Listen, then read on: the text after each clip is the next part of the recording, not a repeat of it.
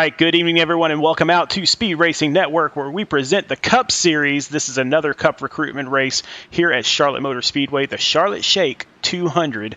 So we got 135 laps to figure this thing out. No fast repairs, so you better race clean, or you're going to be out of the race really quick. My name is Sean Griffith. I am here with Byron McDonald. How's it going, Byron? Doing well. How about yourself? Man, it is a great night. Anytime we have a race going on, it is a good night. So we are excited today. Oh yeah, we're here tonight at Charlotte, man. Brings a different aspect. You know, it's kind of the center of NASCAR with all the team shops being down there. So drivers are typically familiar with this place, but you know, every time you come here, it's a different story. So it's gonna be interesting to see what unfolds tonight for us. Definitely. And so, I mean, not just tonight, but for the remainder of the season also. So remember, we've got this race and we've got one more race to go before we get into the regular season. And once we get into the regular season, it is going to be insane. Yeah, a lot to prove tonight for these independent drivers tonight. It's about half of the field, maybe a little bit more independent. So guys coming out here tonight to show what they got and hoping to make that roster next week. Well, if you're interested in joining for the season, we do have 3 different leagues going on. So we do have the Truck Series, the Xfinity Series, and the Cup Series. And here in the Cup Series, these are where the best of the best drivers drive. Absolutely. These guys are the minimum is 2,000 and our cutoff for the Cup Series is 4,000 for the iRating. $15 a week. So, you know, we do weekly payouts as well as top 5 prizes for the end of the season. And that's what I think brings out a lot of the best of the, you know, the talent is that $15 a week that you buy in, you can come back and make that money back. And it's going to be interesting to see what happens this year. You know, our leagues have always typically had the people in it where, you know, they put in a little to get a lot. And so it's not really common on iRacing because a lot of times you're paying in, you know, $5-10 for a one race shot. We're doing that for an entire season. And so that prize fund builds up to be $1,000 for first place, which can't shake your head at that too much. Oh, no. Everybody wants the bragging rights and the trophy, but it's also pretty sweet to come home with $1,000 after a year and beat the competition that you're going to be going up against. So we were talking just before the broadcast, you know, the top 16 have bragging rights just even getting in the playoffs. So it's going to be interesting to see who comes out not only on the individual aspect, but also the team aspect, because we also do have a team trophy as well. Yeah, we were looking at all the drivers that are out there, not just in this race, but the ones that we already have on the roster for the season. And I got to tell you, there is hardly a weak driver in the entire bunch. It's going to be great to find out who's going to win it all. I mean, who's the best? Yeah, and it's going to come down to that last race, as we all know. And just getting there is going to be a part of it. But tonight, you know, we got a couple of guys that we haven't seen so far this year. A couple of guys maybe returning as independents, trying to prove their worth again. So hopefully tonight, you know, we get a good show, and just worried about the cautions a little bit, but we'll be all right. Oh, definitely. Now, in this league, so we're going to have 20 weeks. This starts up on January the 10th. So we'll have 20 weeks fixed setup. So everybody comes in with the same car, no fast repairs. So you drive what you got. You don't get any do-overs again. And then $15 a week, just like we talked about, weekly and season payouts, $1,000 for first place. And then the team championship is there too. Oh, yeah. The fixed setups, I want to touch on that as you brought that up. You know, it's interesting. The debate of the week for the Twitter, NASCAR Twitter and iRacing Twitter was fixed setups versus open setups. You know, I'm kind of friends with Malik Ray, and he brought up the fact that, you know, fixed setups bring out the best drivers there is week in, week out. And his argument was that the Pro Series should actually go to fixed setups. So it brought a good debate to the forefront of iRacing as, you know, which is better, fixed setups or open setups. And these guys are driving fixed. So we're going to get the best drivers, have the same equipment, and the best drivers are going to come out on top week in and week out. Absolutely. And that's the whole point of the fixed setup, is to figure out who the best driver is, not who can set up their car the best, but who can actually steer that car the best. And anybody will tell you that that's not an NASCAR fan, hey, all it is just turning left the entire time. I'll tell you, it's a whole lot harder than that. Oh, yeah. I've gained a newfound respect for anybody that gets behind the wheel outside of the highway, because, you know, every car drives different on this service, and, you know, to master this cup car is not easy. So we're going to see these guys and see who comes out on top. Definitely. Now, let's talk a little bit about next week while we have a shot. So next week, we're going to go to Daytona for the Sparkle and Shine Clash at the Beach 250. And something special is going on here, Byron. There's a sponsorship on the line. Oh yeah, we got a 5-race Cup Series sponsorship. They'll pay for 5 races, the first 5 races of the season. So if you're a winner of this race, man, you're a lucky individual, and hopefully, with those 5 entries, you could win money back, and eventually, this sponsor, like you said last week, ends up paying for your entire season just based off of the way you perform in those 5 races. Oh, definitely. I mean, we've had guys in previous seasons that have come in a preseason race where we gave away a free entry for one of the races, something like that, and then they came in that free entry and won money, and so they ended up never having to pay a dime for their entry fees just because they did so well. And that's kind of what we're looking for here is somebody that wants to step up and be a sponsored driver, possibly for the first time in their lives. Oh yeah, and it's a great event. It's a great, opportunity. We appreciate those guys coming on and sponsoring that because, that's something that as non-real life drivers, some of us are real life drivers, but that know the grind of that sponsorship. And yes, it's $15 every week, but that's $15 less that you got to worry about. And that's so awesome that they came on, and they also sponsored all 3 series. So I'll be in the truck for Wednesday night trying to earn my spot. So That's right. I'm looking forward to it. That's right. So, I mean, the winner has to run either a Next Diag or a Sparkle and Shine paint on their car, but that is a very, very small price to pay for having your fees paid for. So, thank you to Sparkle and Shine Mobile Detailing and Next Diag for putting that all together for us tonight. And, Sparkle and Shine also put up a little bit more money tonight.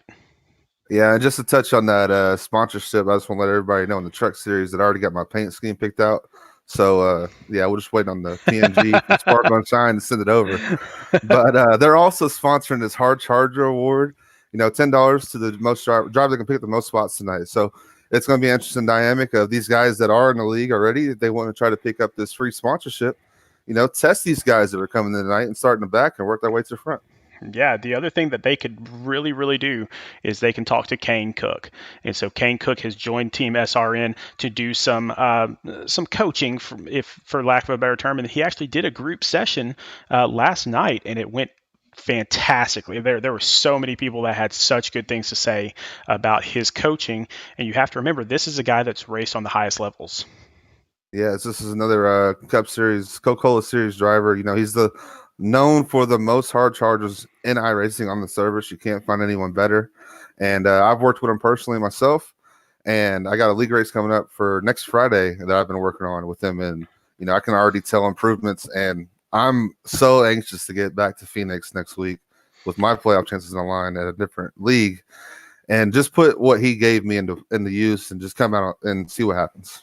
Yeah, there are some drivers that are going to be driving with us tonight that were at that coaching session last night. One of them being Dean Brummett, and he said that he got a ton out of that coaching session. So we'll see how he does tonight. But like we said, Kane is known for the Hard Charger Award, and for those people that don't know what that is, that's where you start in the back of the pack and you work your way all the way through the pack throughout the race. It's a challenge, and so he's got the most Hard Charger on the entire service, and so you can't find anybody better to coach you than him. Yeah, it's going to be awesome to see Dean Brummett tonight. After his dominating performance last week, setting the tone last week, coming in and doing that, and then also improving this week while taking advantage of this class. So I'm expecting big things from Dean Brummett tonight. Absolutely. And actually, he just ran a really great lap, put him in the top 5 for qualifying. So that is starting to pay off just a little bit. But let's talk about the teams that we have. Some of these guys are out there on the track tonight. And let's start off with Bronco Motorsports. Chris Massey putting a team together. Yeah, Chris Massey, great driver. Austin Reedy, I've heard of him as well. Open spot tonight, so we got plenty of independents tonight that maybe open eye to Bronco Motorsports and get them signed tonight. Yeah, we got 3 of the 4 guys on there, or in the race right now. So that's Austin Reedy and Tristan Bailey, Chris Massey. Don't worry, Brad Herman will be there during the regular season. That guy would never miss a race. Oh yeah, I'm expecting big things from Bronco Motorsports this year. Next up, we got H2k Motorsports, and H2k just got back with us a few minutes ago and let us know they have a new member, number 30, Michael Spangler. Michael Spangler, get a chance. He got signed, so is he in here tonight as well? I do not see him on the list tonight. Probably keeping the skills a secret until next week. So the guys that are in this group here, this is a great group of guys, and going to be interesting to see how he molds together with this team. Next up, we got Revved Racing, and so Byron's going to talk a little bit about that. He's a little biased because he's a member of Revved Racing in the Truck Series. Oh yeah, that's my team here, man. Team leader Adam Pettit right there, great driver. Danny Dow, Damian Leninger, Brandon Key, and Alan Dobbs. Just a consistent group all around. Just top to bottom, long run, short run. These guys have it all. So I'm expecting great things from this team. Definitely. Next up, we got Team SRN, and again, another team that made a last-minute change this week. So they've added TJ Wood and Ted Rekich to their team. Yeah, we've seen Ted Rekich in these recruitment races show his skills. So great job by Team SRN taking advantage of him. And TJ Wood brings something to the table as well. So it's going to be interesting to see how these five gel together. And I expect big things out of Ted Rekich for sure. Absolutely. One name that we haven't mentioned too much on this team is number 87, Chad Wampler, and he has proven that he could race at the top stages as well. So be on the lookout for him as kind of a dark horse throughout the season because if I remember correctly, last season we did a kind of a recruitment preseason race, and I think Chad Wampler took home the gold here at Charlotte. Nice. That's just another added competition. Team SRN, great guys right here. Definitely. Next up, you got Filthy Five, and you can see it there, just plain filthy, no prisoners taken. But the Filthy Five, they also have a new team member tonight, and they are super excited about it. They have last season's Mid-South Madness champion, Bobby Brill, joining the pack. Man, anytime you can add a season champion to your team, I see it as, the Golden State Warriors adding Kevin Durant a few years ago. This team is the one to beat, and it's going to be exciting to see how these guys go because these guys are the front runners. So, it's going to be interesting to see that team aspect come into play whenever your now former non-teammate is your teammate and you're battling for that win. Oh, yeah. Man, 5 incredible drivers here. Timothy Latham, one of the best in the IVCS series last season. Oscar Jensen, also one of the best in the IVCS. So both of them basically made it to the semifinals or the finals. Kyle Spees, incredible racer in his own right. Brandon Browning loves to get in those big money races. He's got that. And Bobby Brill, last season champion. Who's going to take these guys? Yeah, it's going to be interesting to see, again, the team aspect, how these guys come together and what secrets they share with their teammates because these guys are all top drivers. Well, I'll tell you who wants to take these guys, Revved Smith Racing, and I'll tell you a little secret. They still have a spot available, but even with that, 3 of their drivers are in the top 6 in qualifying tonight. Great showing tonight by Revved Smith Racing, Jake Coel, Jacob Smith, Dean Brummett, and Scott Healey. Again, we touched on Dean Brummett and his dominance for this last week. So I expect him to carry this momentum into the season. It's just going to give another boost of confidence. And finally, we've got R&D Motorsports. So the team from Tennessee, David Duke, has put together a nice little team in their own right here. So Thomas Rutherford, my co-broadcaster last season, great driver. He was runner-up in Mid-South Madness Season 1. Justin Boyles, one of the better drivers in IVCS as well. Jordan Saylor's an IVCS driver. David Duke. I mean, these guys are – this is a great team. Oh, yeah, absolute great team from Tennessee. And also we want to reach out to those in Nashville that were affected by the explosion. Prayers with them and just continued thoughts with them as they race tonight. I'm sure they're racing with a little bit of heavy heart tonight as their state was kind of under a random attack, and hopefully everything gets figured out. Definitely. Both Thomas Rutherford and David Duke from the area that was affected there, so not too far away at all. So, all right, well, let's get into this thing and see what we can figure out because we do have qualifying already done.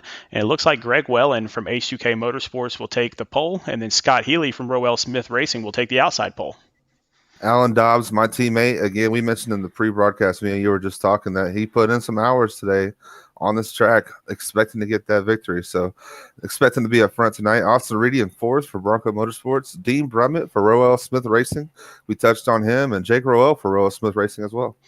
Adam Pettit from Revved Racing, so team captain there, is up in 7th. Jasper Linglade, now that's an independent, so somebody to keep an eye on there. And also Richard Sprague Jr., I know his last name's not up there, but he is an independent also.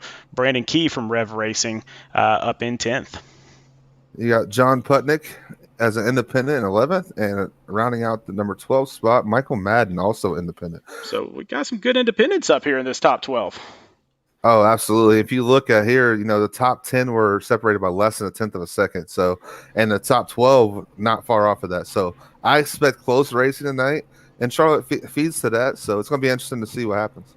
It certainly will be. I cannot wait to get this thing started because these are the guys that we just love to watch because they have to be so careful, but they still have to be fast at the same time. Yeah, and again, the no fast repairs that we're going to bring up throughout the night, and it's going to be interesting to see how these guys take care of their cars and manage their tires, as well as knowing that they don't have that fast repair in their pocket, just how hard they push at the beginning of this race.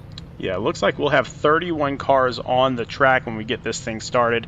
Looks like some other people came in for practice and then decided to leave before the race began, but none of those are involved in Speed Racing Network already. So all the guys that are on the track are either trying to get a spot or they already have a spot out here in the league. Yeah, 31 cars started, and interesting name I just saw come across the board there. 29th was Wampler. So it's going to be interesting to see if he's going for that hard charge report tonight, and hopefully he can work his way through the pack with no incidents. Yeah, Chad is really good at starting from the back and working his way forward. He always has been, so it'll be interesting to see what he does against this kind of talent out here. Absolutely, and I love coming to these races and just checking out the paint schemes. You know, we got to see some last week that were pretty good, and some were posted in the Discord this morning. So hopefully see some of those paint schemes up front tonight. Absolutely, and we'll kind of go through some of those paint schemes. We've got 135 laps tonight. I'm sure we'll have some cautions because these guys have to get used to driving around each other, but taking a look at Greg Wellen there in the 94, so he is our pole sitter, and then on the outside, Scott Healey. Oh, yeah, great paint schemes there with the Busch Light, and thinking maybe a Yankees pinstripe on the pole? I'm not really sure. It is definitely a pinstripe. We just don't know exactly. I don't know. I don't know who's pinstripe. Actually, it looks like a Texas logo of some sort, so I'm not really sure if that's going to be Yankees. Yeah, so here we go. We're going to expect the pace car to pull off the pit road here. And we already have some blinking going on. I believe that might be Dean Brummett on the outside that's blinking. No, I believe that's Jake Roel, actually, that's blinking. As we get a great start. Not a great start for the leader there as they come off of the start-finish line, side by side still going into turn one. And we already have a yellow flag. So back here in the back, looks like we got Bo Tiffany is back there. We got, who else is involved? Larry Eddy involved, Chad Wampler involved. So already some fireworks. As you see there, the risk of going back there to try to get that hard charger award caught up in the first incident. Didn't even make it to turn one. So hopefully these guys turn or kind of calm down a little bit. We can get some green flag run. Well, we're going to find out what happened here. And it looks like everybody just kind of stacked up. And we'll rewind that so you can see. But you can see it looks like everybody just kind of stacks up a little bit. Looks like that red and white car over there with the gray. I don't know what number that was. That's Brian O'Shell. That's Brian O'Shell. He might have missed a shift there, is what it looked like to me. I'm not sure. I think he ran into the car in front of him, actually. So we'll go back and take a look at that. Oh, yeah, he ran into the car in front of him. So get that accordion effect. So I don't think that was on O'Shell at all. Hopefully there with that pancake front end that he can come in and it's not hurting the engine damage. Otherwise, it's going to be a long night for him.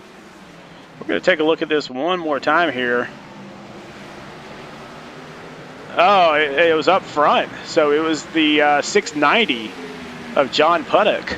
It looked like he might have missed a shift or spun the tires. If you watch this replay, you'll see how everybody gets... Oh, no, he ran into the 4. So this is going all the way up to the front. Yeah, I think those drivers up front were just kind of anxious on the gas there and just probably went a little too soon, checked up, and it just caused an accordion effect throughout the field. Yeah, lots of damage already, and so even that little bit of an accordion effect, even that little bit of nudging going on can mess up the aero on your car, can mess up your engine. Oh, yeah, these Cup cars are so sensitive, man. You get just the right front fender just flared out just a little bit, and it will slow you down. And like I said, hopefully these guys can come down and it's not terrible damage and that engine's taken care of. Well, out there in the chat already, so we've got Bruce Hampson saying, good evening, everybody.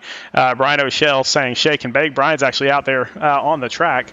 Then Sean Kozier saying, I better tighten up because of all the money that's on the line with the sponsorships. Let's see. David Duke saying that Team SRN doesn't have any dark horses. They're all right out front. And then, oh, gotta love that. And then Thomas Rutherford saying there's a lot of new drivers tonight. Let's go SRN and R&D Motorsports.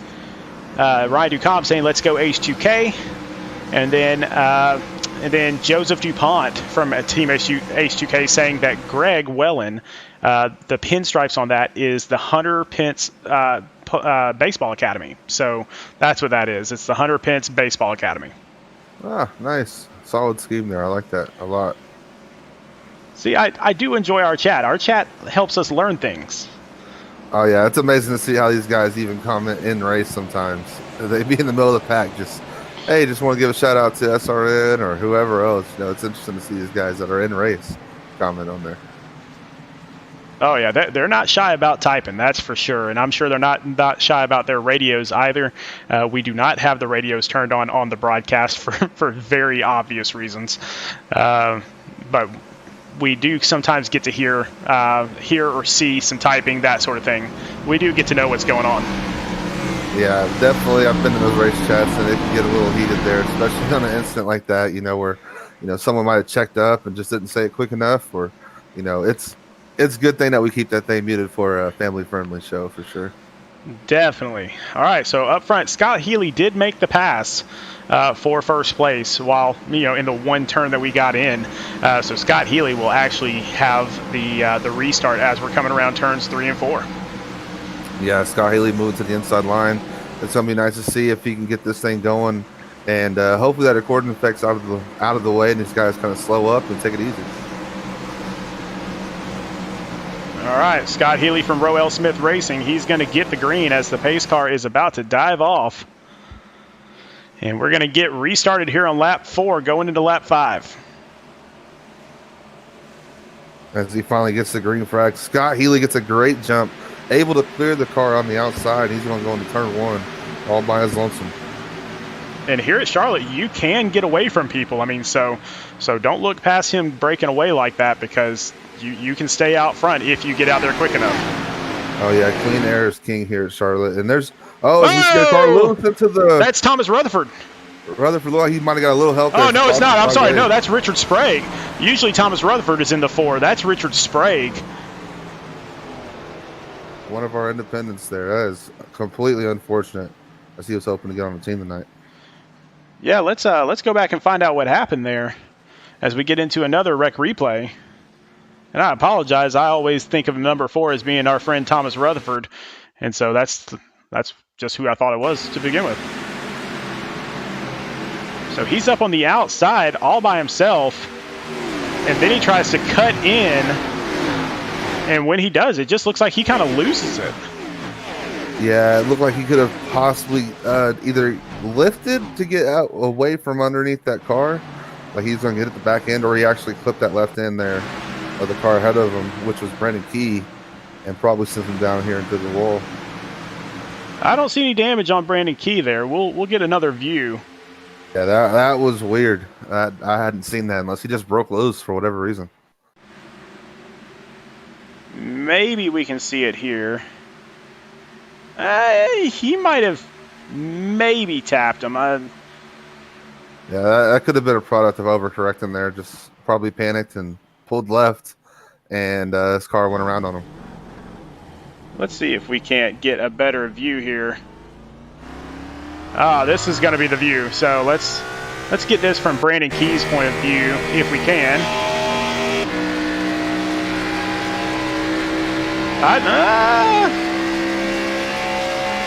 Yeah, that's tough. It could have even been netcode just off of some random stuff. It did not look like he got into Brandon Key there. No, it just did. But he is going to be in the pits getting some repairs. And again, no fast repairs here, so he might be in there for quite a while. Yeah, it's going to be a tough break for him as he destroyed that left end there, hitting the inside wall. Well, all right, so now we are 7 laps in.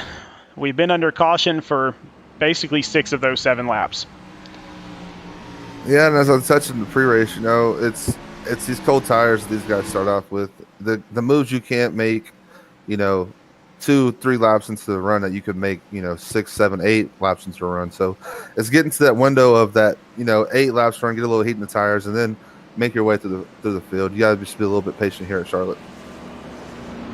Yeah, patience is definitely a virtue, especially here in the Cup Series, where you've got to really, you've got to pick your spots. You can't just drive it deep and out down into the corner and hope that it sticks. You've got to take your, you got to watch yourself. Oh yeah, and just the drivers that we have in this league, you're not going to make a move and just think that you're going to hold that off. It's these guys are coming for you, and you got to be calculated to either save your stuff so that you have something for the end, or hope that you don't burn it up trying to get by these guys, making moves that you can make, with a little bit of patience, 1 or 2 laps into the run. Well, tell you what, let's see if we can go ahead and get one of these guys up here. Let's see if we can talk to Dean Brummett. He's back in 6th place, but let's just kind of get a nice little quick report from him. Hey, Dean, this is Sean and Byron up in the booth. How's it going, buddy? Well, good, buddy. We're sitting here, these nice slow laps help me watch the Packers game all at the same time right here. Yeah. I'm not even going to ask what the score was as a Tennessee Titans fan, but buddy, you qualified high just like you typically do, and then you also had the little coaching session from Kane Cook the other day. How did that help you? A lot, buddy. Definitely was interesting to go through and see the little mannerisms that are different with other drivers that make them faster. It's the thing is, so many of these cars and so many of us drivers have been on iRacing for a long time, so we're not doing anything major wrong. It's just those tiny little things. That's the big thing. You're not getting outrun by seconds. You're getting outrun by hundredths and tenths of a second, and to be able to figure out how to gain those hundredths and tenths, definitely priceless knowledge. Well, I know you got. Oh, go ahead, Byron. Absolutely. I've experienced a couple of classes with him, man. And you just pick up those things that you don't even realize you're doing. That you can pick up a 10th or 2 here. So it's gonna be interesting to see you apply those things. And I got you picked for tonight, man. So good luck tonight. Thank you, buddy. I appreciate it, and just want to give a shout out to everybody watching. Hopefully, we'll be able to put them on a show here. If this was the interstate, this would be a heck of a show, but it's not. So we got to. Sounds good, man. We'll get you back down there with your team. Good luck the rest of the way. Really appreciate it. All right, Dean Brummett, one of the stars last year in Mid-South Madness, and really he's done a great job here moving up into the Cup Series against even higher competition. Oh yeah, and he touched on that last week. The confidence boost that that win gave him, and I can tell a difference now just by hearing his voice. So he seems pretty comfortable in that car. And he's looking forward to his green flag run here, and I think he got something for these guys. Yeah, I think we'll get some green flag runs here. It's again, this is another kind of recruitment race where you get people in here that you don't know, that are kind of new, and you just got to figure out how to race against each other. And so they'll figure it all out. But Scott Healey, he's got the honors, and Alan Dobbs from Revved Racing, they're on the outside. Yeah, I expected good things from Alan today after, he told me how practice went. So we're going to see how he holds up here in the top 2. Well, pace car dives off. Scott Healey, he's got the restart. He waits for a long time there, hopefully lulling Alan Dobbs to sleep, and he takes off. Yeah, he's got a great jump, and Alan Dobbs able to get down to the bottom lane, which is crucial here at Charlotte. So it's going to be these 2 guys, 1-2 here going into turn 2. Yeah, we're definitely 2 wide all the way back through the pack, 3 wide in some places. So let's see if we can get through a few turns cleanly so everybody can kind of get lined up. Yeah, I think that's probably part of the issue that we've had so far with these cautions is everybody knows the importance of getting down to that bottom lane. So it's a scramble for these guys that start on the outside to get down there as soon as possible and try to make your way back up to the field. Scott Healey will lead that lap. Alan Dobbs just behind Jake Rowell, Scott Healey's teammate, up in 3rd. Oh, yeah, you see these guys battling for the 4th position here as they go 2 wide down into 1 and 2. So Greg Wellen, who was our pole sitter, moving into 4th, past Austin Reedy, and Austin Reedy taking it right back on the outside. Oh, yeah, these guys are battling for position, and the leader out there just kind of watching his mirror. These guys battling 2 by 2, but not able to get away yet. And Jake Rowell moves into 2nd place on the inside of Alan Dobbs there. Yeah, it looks like he's on the hunt here for 1st. He's tired of sitting back here in this dirty air. He wants that clean air and be the control car for the rest of the race. And Scott Healey still up in the lead. Jake Rowell going down to the inside of his own teammate, trying to take that lead. Alan Dobbs right up on the bumper. As you see him throw it in there a little deep, I think Alan Dobbs pushed Healey there into the turn, and it kind of got him a little loose. Jake Rowell will take the lead off of that move. Alan Dobbs will follow him into second. Now you got Scott Healey out on an island all by himself on the outside. Yeah, he's going to scramble here, and luckily does not see an opening behind him. So either he's going to fight here or he's going to drop back to the back of the pack, and these guys on the inside are just going to stay to the bottom and try to get by him. So now Jake Rowell trying to move away from the pack because the safest air is the air up front. Oh, yeah, and you see Alan Dobbs there and just stalking him right now, watching his line, probably maybe just kind of relaxing here and see how far they can get out in front. And it looks like he's just kind of biding his time a little bit. I think he's just waiting on Jake to maybe burn up his own tires. Yeah, it's one of those things that we touched on for Alan Dobbs is him showing patience here in these races like this. Sometimes he gets in the back and just gets caught up in unfortunate and be a collateral damage. So out here out front, I think is where he's most comfortable, and he's looking the part right now here in second. And now about the first 13 cars have kind of lined up now, and that's a good thing here at Charlotte. So that's how you get some good green flag racing in. Oh, yeah, these guys are going to battle plenty side by side. It's a matter of getting out into the bottom lane and trying to set that pass up to where you're spending the least amount of time as you can side by side, because these guys can pull away from you if you're battling side by side for several laps. Yeah, TJ Wood in the 90 car up on the top side there, losing a couple spots here. And again, that top side just isn't working as well as the bottom. No, it's one of those things is, if you do get caught up there, like we said, you got to scramble to get to the bottom. And sometimes people force it down there. And luckily, he's got a spot here, so hopefully he can keep it on the bottom and try to keep this thing in single bottom. Well, let's move back up front and find out what's going on up there. Jake Rowell still leading the race. Alan Dobbs in second. Jake's having a little bit of internet issues. He's blinking in and out. Yeah, it's an unfortunate thing here about iRacing. And, and these guys will work their way around. If it gets too bad, I fully suggest that he's going to pull over. So it's going to be interesting, these guys battling out. We're finally getting these green flag runs. We're going to see who has what. Let's go back to third and fourth position. So you got Greg Wellen, Scott Healey. Scott Healey up on the outside. Greg Wellen down on the inside here. Scott's going to try to get a run. Let's see if he can catch him here on the back stretch.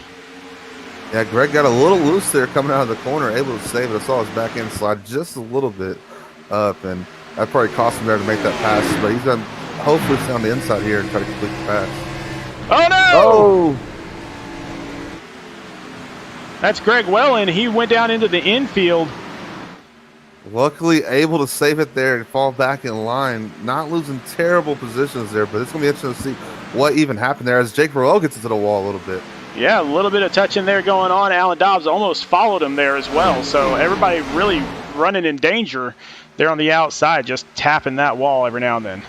Yeah, I hopped in that practice with those guys today, and the track is just super slick. There's really no grip outside of the bottom lane, and it's very easy to step these cars out coming out of these corners because it's deceptively, you think it's so much further away, and before you're even in a chance to even correct it, you're in that wall. So you guys got to push that line. As you see, again, cars getting loose coming off of two. I believe that was Brandon Key there back in fourth place. So back in fourth place, that's actually Austin Reedy in the 84. So Brandon Key all the way back in ninth right now. Austin Reedy got loose there, and you see how the 25 was able to pull up to him. So it's a matter of pushing that line of going hard, but also saving your tires and just not trying to overdrive the car. It's a big deal here at Charlotte. And that's what we've seen a lot. People come off that corner. Oh, and you almost saw it back there towards the back. People come off that corner, they get a little bit loose, and then that's when all the wrecks start happening. Oh yeah, absolutely. And I'm telling you now, the race, the kind of race this is favors Adam Pettit, who's back there in sixth right now, just sitting there. I know he's my teammate. Didn't really want to touch on him because he's my teammate, but knowing how the driver that he is, this race fits him perfectly. He's going to bide his time and work his way to the front. And so you see Dean Brummett moving into the 4th position past Austin Reedy. And up front, still Jake Rowell, but Alan Dobbs and Scott Healey about to do battle for 2nd position. Yeah, Scott Healey, our pole sitter, proving that he does. Oh, no, we got a wrecking. That's Bobby Brill from Filthy 5. Caution did not come out. Unfortunate there for Bobby Actually, Brill. it did. Our scoring system's just a little behind right now. I believe our caution did come out. And so, yes, we are under caution. I apologize. Our scoring is acting up a little bit here. So, I mean, let's just see how much damage Bobby Brill actually has. As he's obviously one of the favorites in this race. Unfortunate situation. I can't wait to see what happens. Oh, yeah. We're definitely going to get a lot of pit stops here because of that nice little 10-lap stint that we just had. Yeah, it comes down again to who is taking care of these tires in this little short run. Not really expecting a caution that quick. So, as everybody's going to come down pit road here, and let's see who all takes 4, who takes 2, and who able to get off quick enough. And as they come down the track, you got Jake Rowell leading the way in that Napa number 9 car. And yeah, it's so crucial getting on and off pit road. As we saw last week, when they went green flag, it's just as crucial on pit road under caution to get up to that bumper of that car in front of you and know where your pit stall is as well. Oh, I think somebody blew their pit stall. I did not see who that was, but someone blew their pit stall. 90. As you see, Alan Dobbs out first. Yes, he is. So now TJ Wood actually did not pit. Well, it looks like he may have pitted. I don't know how he got up front. If maybe he missed his pit stall and he just drove right through. I'm not really sure. He was on pit road and coming off before everybody else. So I'm guessing, like I said, the importance of knowing where your pit stall is, and on iRacing it scores you, based on how you qualify. So you kind of have an idea of where your region is as far as when you need to turn in. Just unfortunate mistake there that he missed his pit stall, because now he's starting back if he decides to pit. All right. Well, let's once again talk a little bit about what's going to happen this season for Speed Racing Network. Yeah, again, we have the Truck Series, the Xfinity Series, and the Cup Series. These guys are the Cup Series drivers. That means that their iRating is between $2,000 and $4,000. They have a $15 payout a week, or that they buy in, and there's payouts weekly as well. 20-week season, top 5 get $1,600 for second, $350 for third, $225 for fourth, and $150 for fifth. So let's take a look here, because we do have just a ton of money there on the line, obviously. But also just the Cup Series rules this season. I mean, we do have a lot of stuff going on. And again, it's just one of those deals where so much money is on the line. You want to find the best drivers. And so that's why we're doing this thing without fast repairs, without anything else going on. Oh, yeah. This top tier league is, the cream of the crop. And putting that money on the line is just going to bring the best out of everybody. So it's going to be exciting. I cannot wait for the first season. And, it's going to be fun to call, so for sure. And as we go back out to the track, and we are under caution here at the Charlotte Shake 200. And so we apologize for that little glitch not showing the caution a little bit earlier. It looked like the 90 car did come back down and get 4 tires and fuel, so they'll have to start in the back. And I believe that 90 car just might have the wrong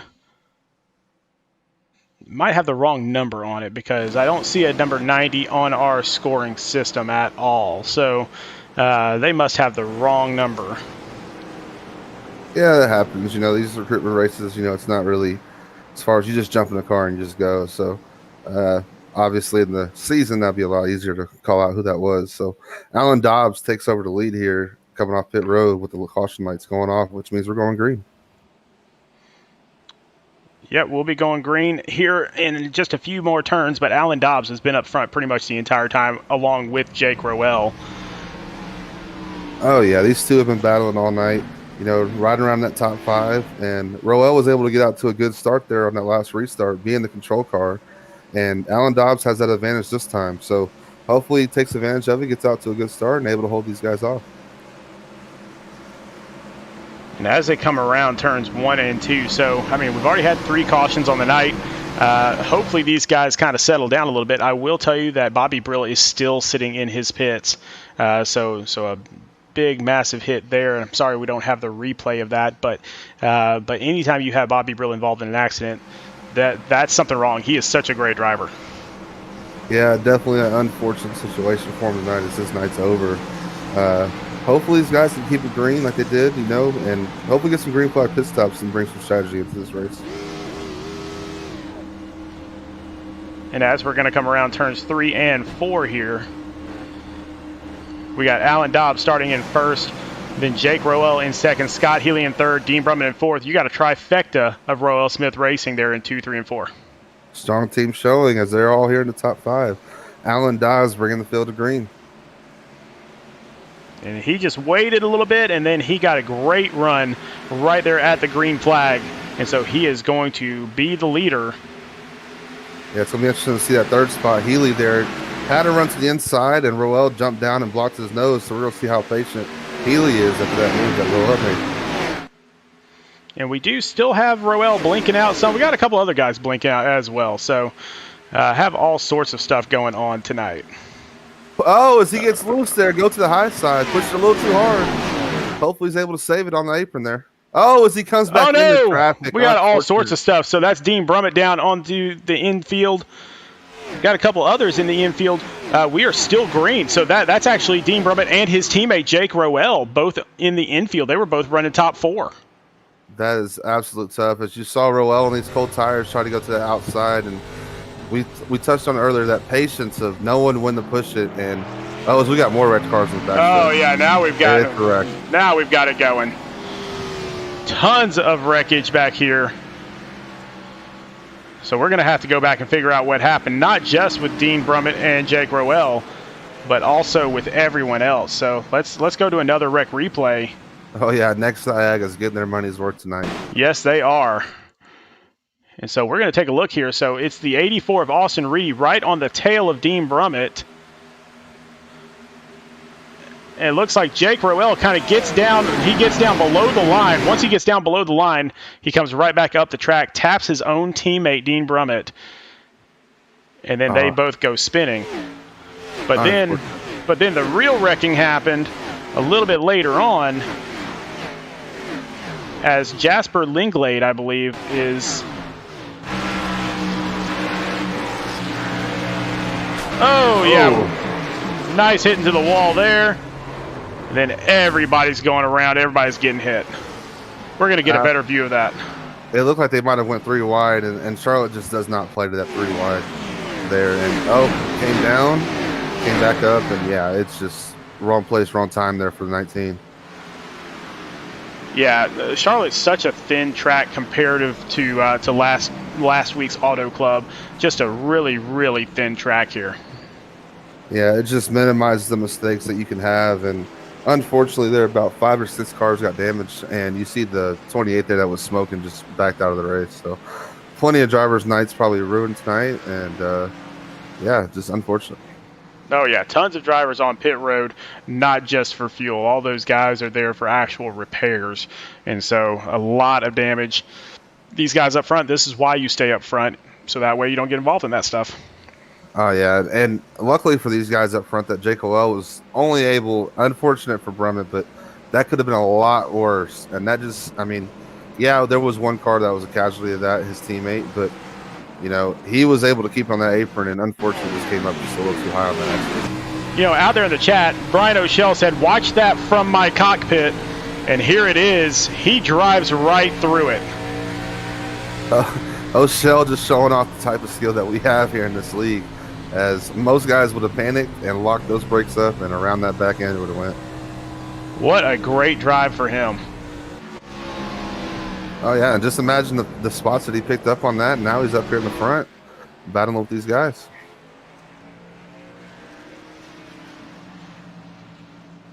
All right, let's kind of regroup here a little bit because there was just so much going on. I'll tell you that Jake Rowell is back on the track, but he is back in 18th position, so he's going to have to work his way all the way back up. Dean Brummett also back on the track. He's back in 13th position, but then we still have a lot of guys still stuck in the pits. Yeah, that took out a pretty good chunk of the field here, about mid-pack, so those guys that were able to get through that, let's just see if they're able to take advantage of the spots that they gained and possibly work their way up front here in a battle for this win. So Alan Dobbs, again, just kind of staying out of trouble, staying up front. Same thing with Scott Healey. Austin Reedy was right on the tail there of Dean Brummett, but it was not his fault at all whatsoever. So I know Jake Rowell kind of just got below that white and blue line there. And once you do that, all hell breaks loose. Yeah, very fortunate that he was able to miss that and keep his position up here. And I think he's going to be battling up here for the lead here pretty quick. He's made some pretty good moves tonight.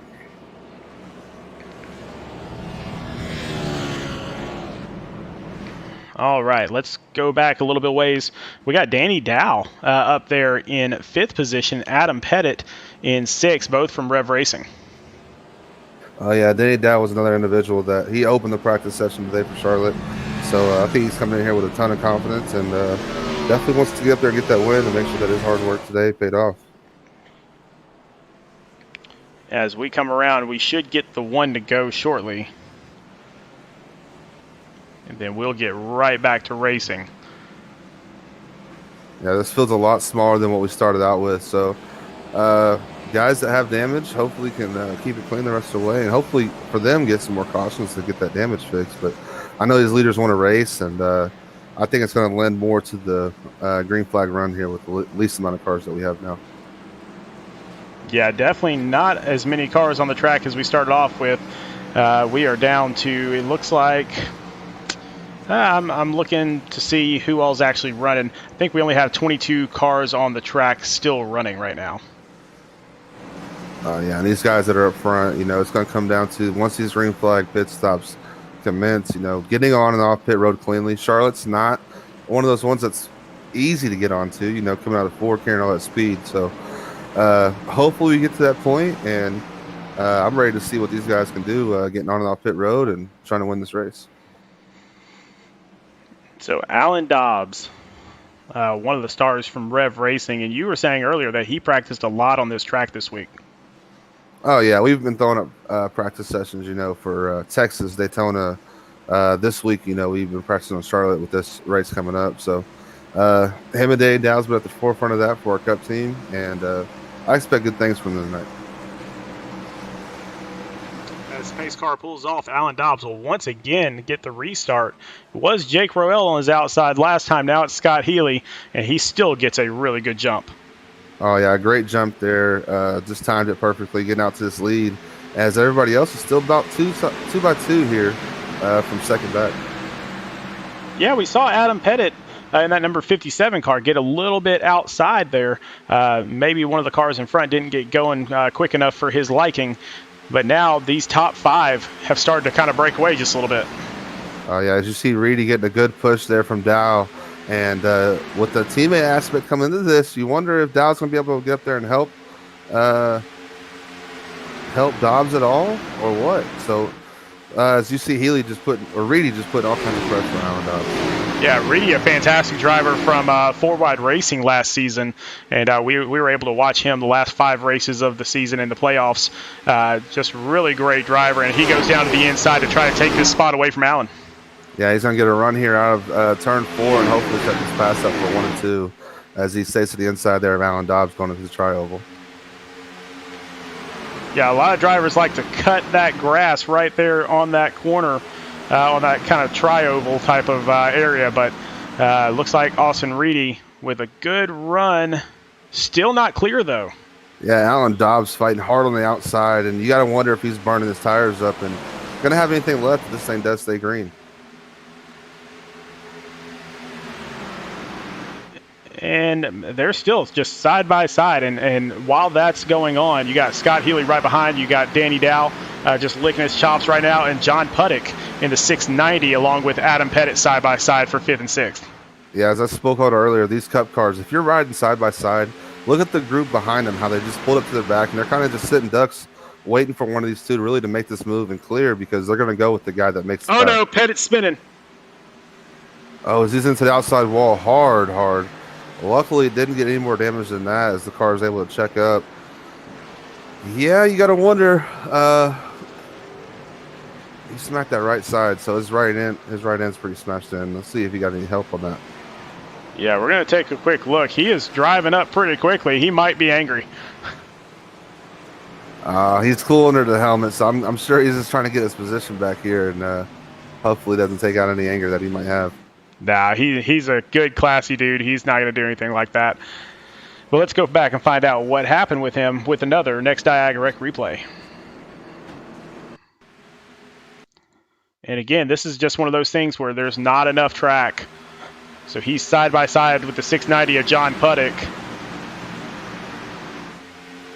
And he gets in line. Oh, and I think they both started kind of turning left at the same time there. That's tough. This is one of those judgmental cars. If you're that car that just got passed, do you make that move? You have the run, and it's one of those, do you let him go or do you try to go back on the inside and make that pass? And I just think that, Adam thought he was clear down there and made the pass, and definitely unfortunate. Two guys going for the same real estate at the end of the day. Yeah, it looked like both of them were starting that turn at the same time, and that just ran out of room, man. Just not enough room on this track to make a move like that without knowing where everybody is at the same time. Yeah, and again, I touched on it. I think it's a product of the two drivers up front that were battling side by side, and that pack behind them. There's really nowhere to go, and if you make that pass, and guys are going to try to make that move back to the inside, and Adam just wasn't expecting there to turn down inside it. Take a look at it from Dean Brummett's point of view.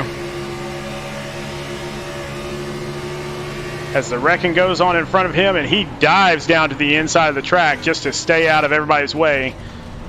Looks like he kept the car pretty clean there. That was some good driving there. Again, man, most guys would have panicked as soon as that back end came around, but he was able to wheel it down there into the grass and get minimal damage there, if at all. So Dean's already kind of been involved in one of the incidents a little bit earlier, but it looks like he is actually up here in the lead right now. So it looks like everybody else decided to pit. Yeah, you got to wonder with these. Is there tire limits tonight? No tire limits this season at all. So tires are free. Yeah, that's a different strategy there. He spun those tires, so you got to think that he put a little bit of heat in those tires as he spun those, and hopefully he didn't flat spot those. So as you see, Alan Dobbs, who pitted with the lead, is back in third or in fourth, actually. So a couple guys staying out here on some strategy calls. It's going to shake up the field a little bit. Yeah, Kevin Winker also, I don't show him pitting either. So just trying to play the track position game. Yeah, it's one of those things. If you get a caution, 10, 12 laps in where you've only lost 2 or 3 spots, the strategy worked out. The fear is that if you're Brummett here or if you're Winker, that you stay out here and that there's no caution for the rest of the race, and now you're on a different pit strategy than everybody else. Well, the only good news here is that it's not just Dean Brummett and it's not just Kevin Winker. Also, Tony Salazar back in third also did not pit. And so the reason I say that's good news is that's just a couple more cars that Alan Dobbs, Austin Reedy, Danny Dow have to pass in order to get to Dean Brummett. Yeah, if you're a leader here, Brummett, you're expecting a good jump on the inside here, and get those cars behind you. And then when those cars with fresh tires get to you, it's just you and that car. It's not 30 of them trying to pass you at once, and you're able to kind of let these guys go as far as one by one instead of the whole pack just on your rear end, and that's when things get really messy. Bobby Brill makes it back out onto the track. So he had an incident a while back. He's going to be scored 16 laps down. But Bobby's one of those racers at heart. He's not going to miss a race if he doesn't have to. Yeah, and I touched on paint schemes here in the pre-race as we were going green, and he's one of those ones that were posted this morning, and I was like, yo, that's a slick car right there. Not looking too great now with the rear end damage, but you get the gist. Definitely, and definitely some number issues there that we have to deal with iRacing sometimes. But you can see kind of the number 3 being outside the outline, but that's okay, man. It is a really good looking paint scheme, and I know Filthy 5 is loving having him on their race team. Oh yeah, these guys got the chrome all across the car with some matte finishes also. So pretty slick paint schemes those guys have, and I look forward to seeing those guys on the track this year. All right, so Dean Brummett bringing us down the backstretch. And so, again, we're going to see what he does with this because he was one of those last week that really looked dominant in that race. But now with much lesser tires than these other guys out there, a few less green flag laps on these guys in the back, we're going to see if he can hold them off. Oh, yeah. The one I'm looking at right now is Alan Dobbs, who's having to start on its outside, which is kind of an unfortunate situation because you know you're not going to get that jump that you want. And that car in front of you is not going to get the jump. So you got to fear these guys with tires that are behind you, especially the guy in fifth, getting underneath him and possibly making that pass that could eventually be for the lead. And as we come off of turn 4, the pace car is going to dive off. Dean Brummett doesn't typically wait very long, and he doesn't wait very long here either. He takes off, and I think he caught somebody sleeping. I think Kevin Winker fell asleep there. Oh, yeah. He's sending the Gapplebees there, as we say in our team chat. And he's out front here. Is Alan Dobbs able to hold his position there on the outside in third, looking for second? And again, Alan Dobbs with those brand new tires, so he should be able to get around Salazar pretty easily. And then he's going to set his sights on Dean Brummett. Oh, yeah. As you see, he's making the pass now for second and possibly getting a run here for first on the outside, getting 2 for 1 in one corner. Alan Dobbs to the point. Wow, those new tires, such a huge deal. I mean, that's only at a 7-lap difference between him and Dean Brummett, and that's how easy he made it look. Yeah, and it's one of those things that you said last week, one of these things that guys like me and myself who's in the truck race that can take from Charlotte here is how important these tires are. And you see these guys that don't have them going to drop to the back. Jake Rowell, even after that spin to the infield, he has moved up into 6th position and still trying to work on Austin Reedy in the 84. Yeah, he's worked his way back up to the field, and he's a great driver. Again, he's just going to showcase his talent again, just working his way back up. Oh, Danny Dow! Oh, he got a little loose there on the outside with these cold tires. And everybody trying to dodge him on the inside. Hopefully they can keep it clean here coming back onto the track. They're 3 wide going into turn 3. That's not going to work. Oh, they touch, but they're able to keep it clean. Dow on the outside, able to hold on to it. What great wheel driving there by Danny Dow. Woo. Now, Danny Dow, he was actually our Season 1 champion from Mid-South Madness, and so he's got some skill, but, man, I thought it was over for him right there. Yeah, and again, just showcasing the talent, able to just keep his car straight, and, able to rebound from that mistake. So hopefully he's able to move his way back up from 7th. Up front, Tony Salazar making the pass on Dean Brummett on the outside, possibly. Yeah, these two here, that neither one of them got tires at the last pit stop, so they're able to hold their position here. So outside of Alan Dobbs, the guys with new tires, not really taking advantage of that situation. And really, these two are just creating a barrier right now, just allowing Alan Dobbs to just move forward. Oh, yeah, that air coming off these two cars here are going to slow that pack up, slow these two guys down. That pack's going to pull up to them and really have nowhere to go. So if you're these guys behind them, Austin Reedy, you're hoping these guys get single file here pretty quick because you got Jake Rowell on your back as well. Well, Dean Brummett keeps that 2nd position, but while that's all going on, just like you were talking about, Austin Reedy, Jake Rowell made a lot of ground up. Yeah, and if you're Austin Reedy, we got 2 wide battle back here for 11th as Massey to the inside, hoping to clear these guys and push this guy to the front. All sorts of stuff going on, and there's Danny Dow right in the middle of it once again. So Chris Massey going to the inside, trying to make that pass, trying to get around him. You got to wonder if Danny Dow got a little bit of damage up in that little accident that he got in at where he saved it, and his car's just dropped to the back here. It's unfortunate. You can see that number 55, I believe that's Jordan Sailors, just kind of shooting up the track. Once you hit that blue and white line, your car shoots up the track really quickly.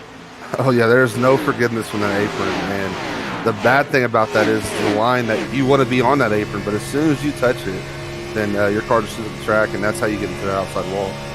So Dean Brummett up here in 2nd place. Jake Rowell and Austin Reedy finally settled their differences back there. Jake Rowell moves into 3rd.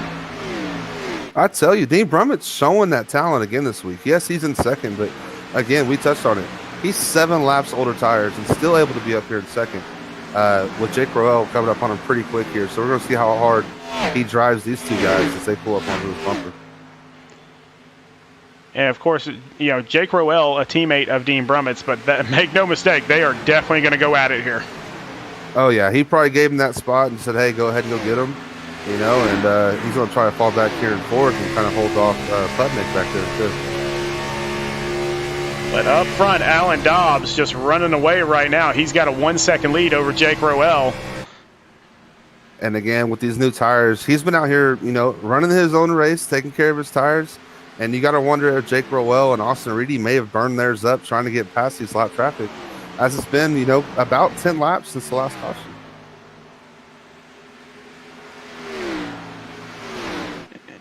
Just taking a look back through the pack here. We got some good racing back here with Jordan Sailors, few others. Oh, yeah, Jordan Sailor's driving that 55 on the inside line. He has the preferred line, but it looks like he's dropping back a little bit, Danny down the outside. These guys are just battling. Good, tough races. They looking to go 3 wide? No. I thought they were going to go 3 wide there for a second. I was going to get a little nervous for these guys, as they're getting a little impatient back here in the back for ninth place.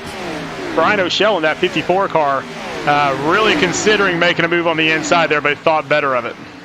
Yeah, he's been running up front most of the night and just caught back in this traffic, and that's testing that patience again. It's easy to run up front and, you know, not have to deal with these cars that you may be faster than, but when you get back here, it's really a true test, which is what's so impressive about Jake Roel working his way up to the 3rd spot.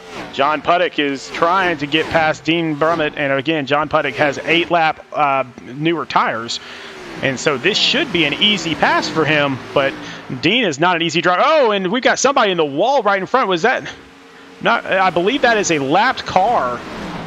Oh, yeah, it's always the danger of the lap cars coming around. He hit that wall, and you see everybody move to the outside and move around him. He's going to stay low here. Yeah, and hopefully get out of these guys' way. That's Michael Aminti in the number 16 with a lot of damage there. It looked like he just kind of bounced off that wall a little bit, but these leaders are trying to get around him. Yeah, fortunately enough that he was able to keep that after he hit the wall, to keep it down and allow these guys to get by, because that's one of the most frustrating things to deal with if you're a lead lap car and these guys, you know, either bring out a caution that was unwarranted or, you know, possibly slow up the field and change the outcome of the race. Still have 2 wide racing back here towards the back. This is really tough. This really grates on your nerves when you're 2 wide for this long. You just can't make the pass. Yeah, and then another thing that clock is sticking in your head, knowing that those leaders are getting further and further away from you. And it almost puts you in a situation where you do got to push it. And hopefully these guys keep their tempers under wraps and stay patient and try to move through the field. Yeah, it's so hard to stay patient when your car physically cannot pass the car next to you. And so you're just worried about what that other car is going to do. And a lot of times it just ends up eating you up. Oh, yeah, it's even, you know, more difficult if you're, you know, O'Shell, who was up here in the front with these leaders, now in the back battling these lower cars. Got a nice little race here for 5th position. You got John Puttick on the inside. You have Jake Roel on the outside. Again, it's that product of how much did Roel burn up trying to get up to the front, and hopefully able to hold these guys off. As you've seen Dean Brummett, you know, 2 spots ahead of these guys, and he's actually holding these guys off fairly well for these old tires. Yeah, Dean Brummett doing a great job. We got Scott Healey, his teammate, going up on the outside. Yeah, these guys, you know, able to hold him off. He's now dropping back to 4th after Scott Healey gets him on the outside. But again, Dean Brummett pitted before, you know, or after, or before Roel did. So Roel has the freshest tires, but yet you see Dean Brummett able to sit up here in 4th and hold these guys off. Yeah, basically a stint here, a fuel stint here is about 32 to 35 laps. And so you're looking at all these guys, all these top 3 at least, all pitted on lap 37. So you still have until lap about 69 to go. However, Dean Brummett last pitted on lap 29. So he's coming up on the end of his fuel run. Yeah, and it's going to be, you know, different pit strategy. So it's going to be weird to see how it, you know, plays out for him. As far as if this thing does stay green, how he's going to be short pitting kind of on these guys. As you see, Austin Reedy closing the gap to 0.3 of a second. It was up to a second lead when these guys got clear of those lap cars. or those cars on less tires. And you can see there at the bottom, the only lap that Dobbs has gone faster than Reedy was on lap 56, and that was by 0.03 of a second.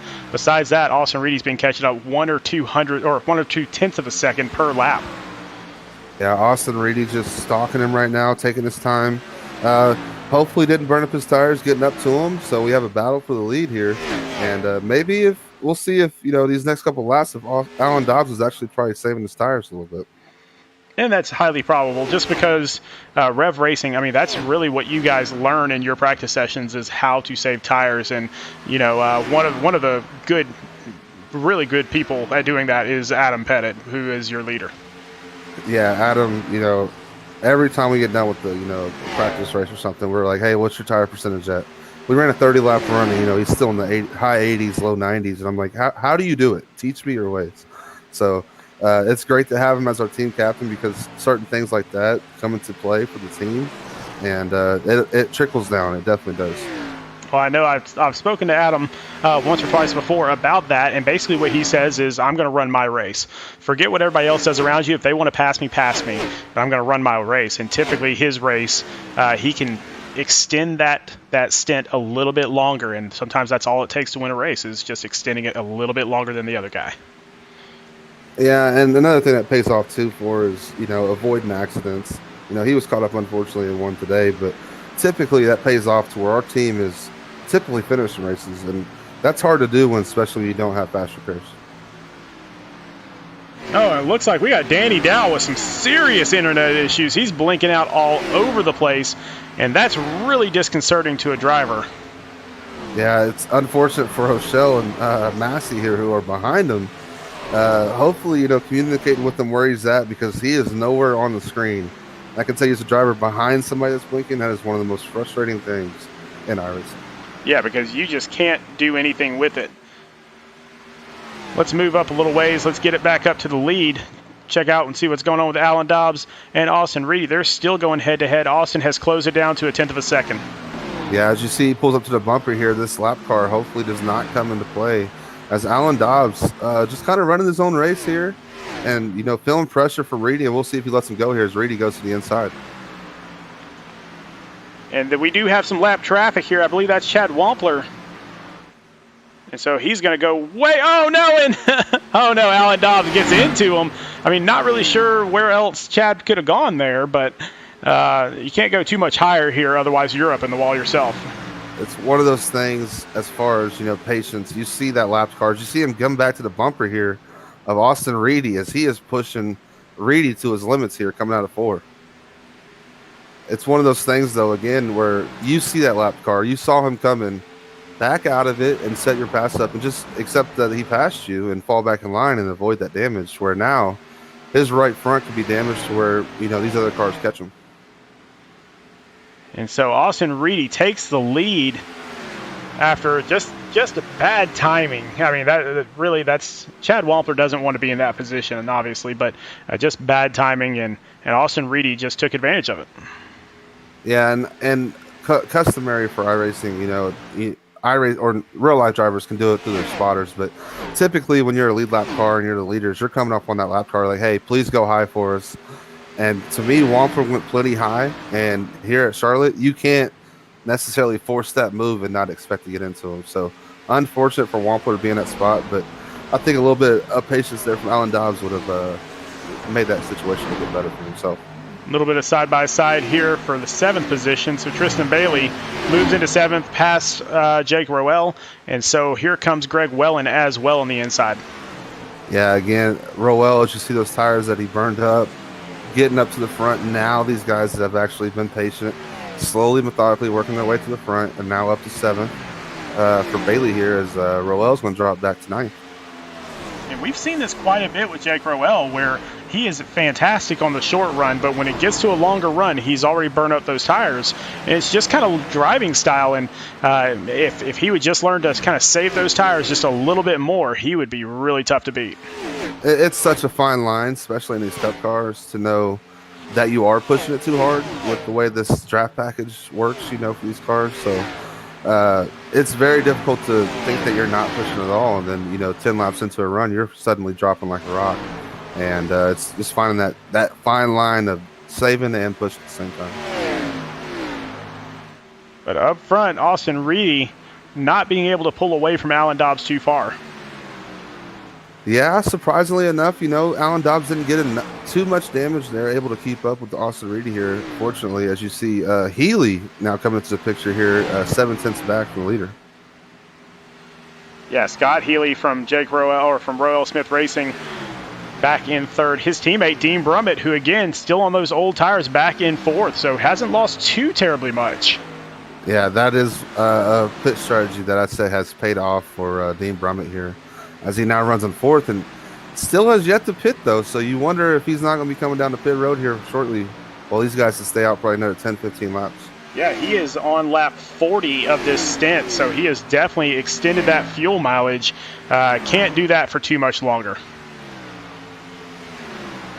Yeah, and he's going to, luckily, once he does come down, he's going to have these fresh tires. So you got to wonder if that's going to put pressure on Dobbs and Healey out front, and maybe come down as well at the same time he does.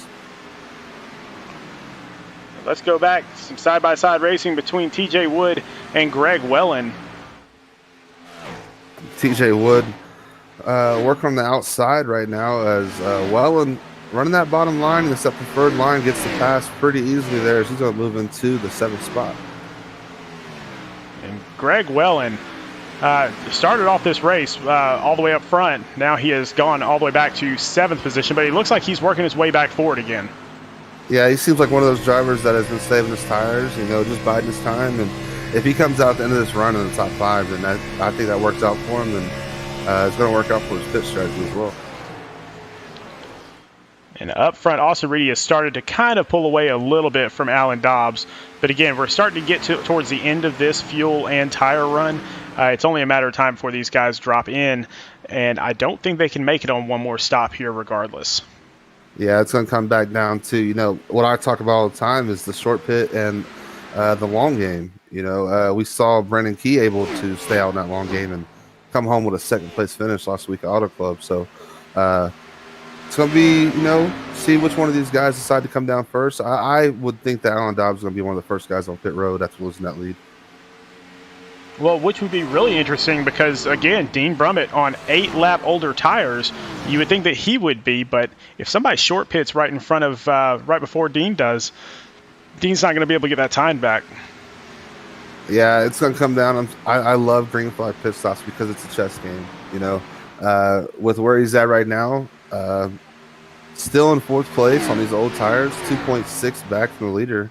And I consider that a win if you're Dean Brummett, because you stayed on these 7-lap older tires. And typically, if you look throughout the field at the guys that did stay out with him, where they're at right now compared to where he is, it's night and day. As you see Salazar back there in 16th, who also stayed out with them. And Wampler, as you see Alan Dobbs diving on the pit road. You called it. For the leaders. You called it. You said he'd be one of the first ones down, and there he is. So the first one to come down is Alan Dobbs. So now, when does Austin Reedy come? You got to think here in the next couple laps, as fast as Alan Dobbs was on those fresh tires and how long it took you to catch him and make that pass, as it looks like he's staying out. So different strategies here. I called Alan Dobbs solely because he had that lead for so long. As you see, Dean Brummett. Again, we spoke on it earlier throughout one of the cautions that this is not one of the easier pit roads to get on. And unfortunate mistake there from Dean Brummett, who was having a fantastic race. And Jake Roel, he's going to pit as well. So we're going to see how much that hurts Dean Brummett. He might get a penalty for that. Yeah, he may have got speed on the pit road there, trying to slow down and just get everything he can out of these green flag pit stops. And there's that fine line again where, you come on just a little too hot, that you're hotter than you think, and you just lock those tires up. And so Austin Reedy, he right now has a 1-second lead on Scott Healey from Royal Smith Racing. So which one of these two is going to come in first? I would bet that it's going to be Austin Reedy. Yeah, he's got that lead, and, the longer you stay out here, the more time you're losing to the Alan Dobbs, and, I would say Dean Brummett before he spun those tires, but you see Scott Healey coming on the pit road now. So even more pressure now for Austin Reedy to come down, and get these 4 tires and try to make up the time that he's lost. So Dean Brummett will be scored a lap down right now. I'm trying to go back and figure out where the rest of our guys are. Looks like Jake Royal will be a lap down. Alan Dobbs also is a lap down currently. But he stayed in the pits for an awful long time. I'm not really sure where he's at on pit road because I'm not sure. He might have left the race. He may have had required damage from that incident that he had. Wow. And, you know, if you're running in that second spot and you come down, you know, perfect timing, you're here about to make this pass for the lead on pit road, coming down a little bit earlier, and you get hit with that, you know, you got required damage and you can't even move, it just ruins your race. And I could see that definitely being a reason why he possibly left the race. Other than that, he had the perfect strategy to come down early, and unfortunate that he's not in the race. Yeah, John Puttick up front in that 690 car. And so, again, he pitted on lap 37, his last pit. Greg Wellen just behind him, so they're going to have to come in shortly. Brian O'Shell scoring in third back in number 54 car. I'll tell you that he and his friend Bobby Brill, they call themselves Shake and Bake. Old Shake and Bake, the playoff of the old Ricky Bobby movie, man. These guys are fun to watch race, and, you know, they bring it every week with great cars. So they're going to have a fantastic season and definitely live up to that Shake and Bake name. And now I think these guys, John Puttick and Greg Wellen, might just be staying out hoping that there's a caution, because that would put a lot of cars a lap down possibly. Yeah, and once you commit to this long ball strategy of staying out as long as possible, you're in it. So you might as well run it dry. It's a matter of when you run it dry, and hopefully you can catch a caution before that time comes. So Danny Dow goes into the pits, Bo Tiffany into the pits. So just 4 guys that have not pitted. So John Puttick, Greg Wellen, Brian O'Shell, and Jordan Sailors are the last 4 that have not pitted. And Jordan, I thought I saw Jordan Sailors diving in, but he did not. So. Oh, as the second place car gets burned. And there's the caution. Unfortunate, but John Putnick gets what he wanted. It's those fresh tires versus the older tires. Had the run and just ran out of track there. Greg Wellen with such a fantastic race all race long. And let's go back and take a look and see what happened there, because that looked like a hard hit.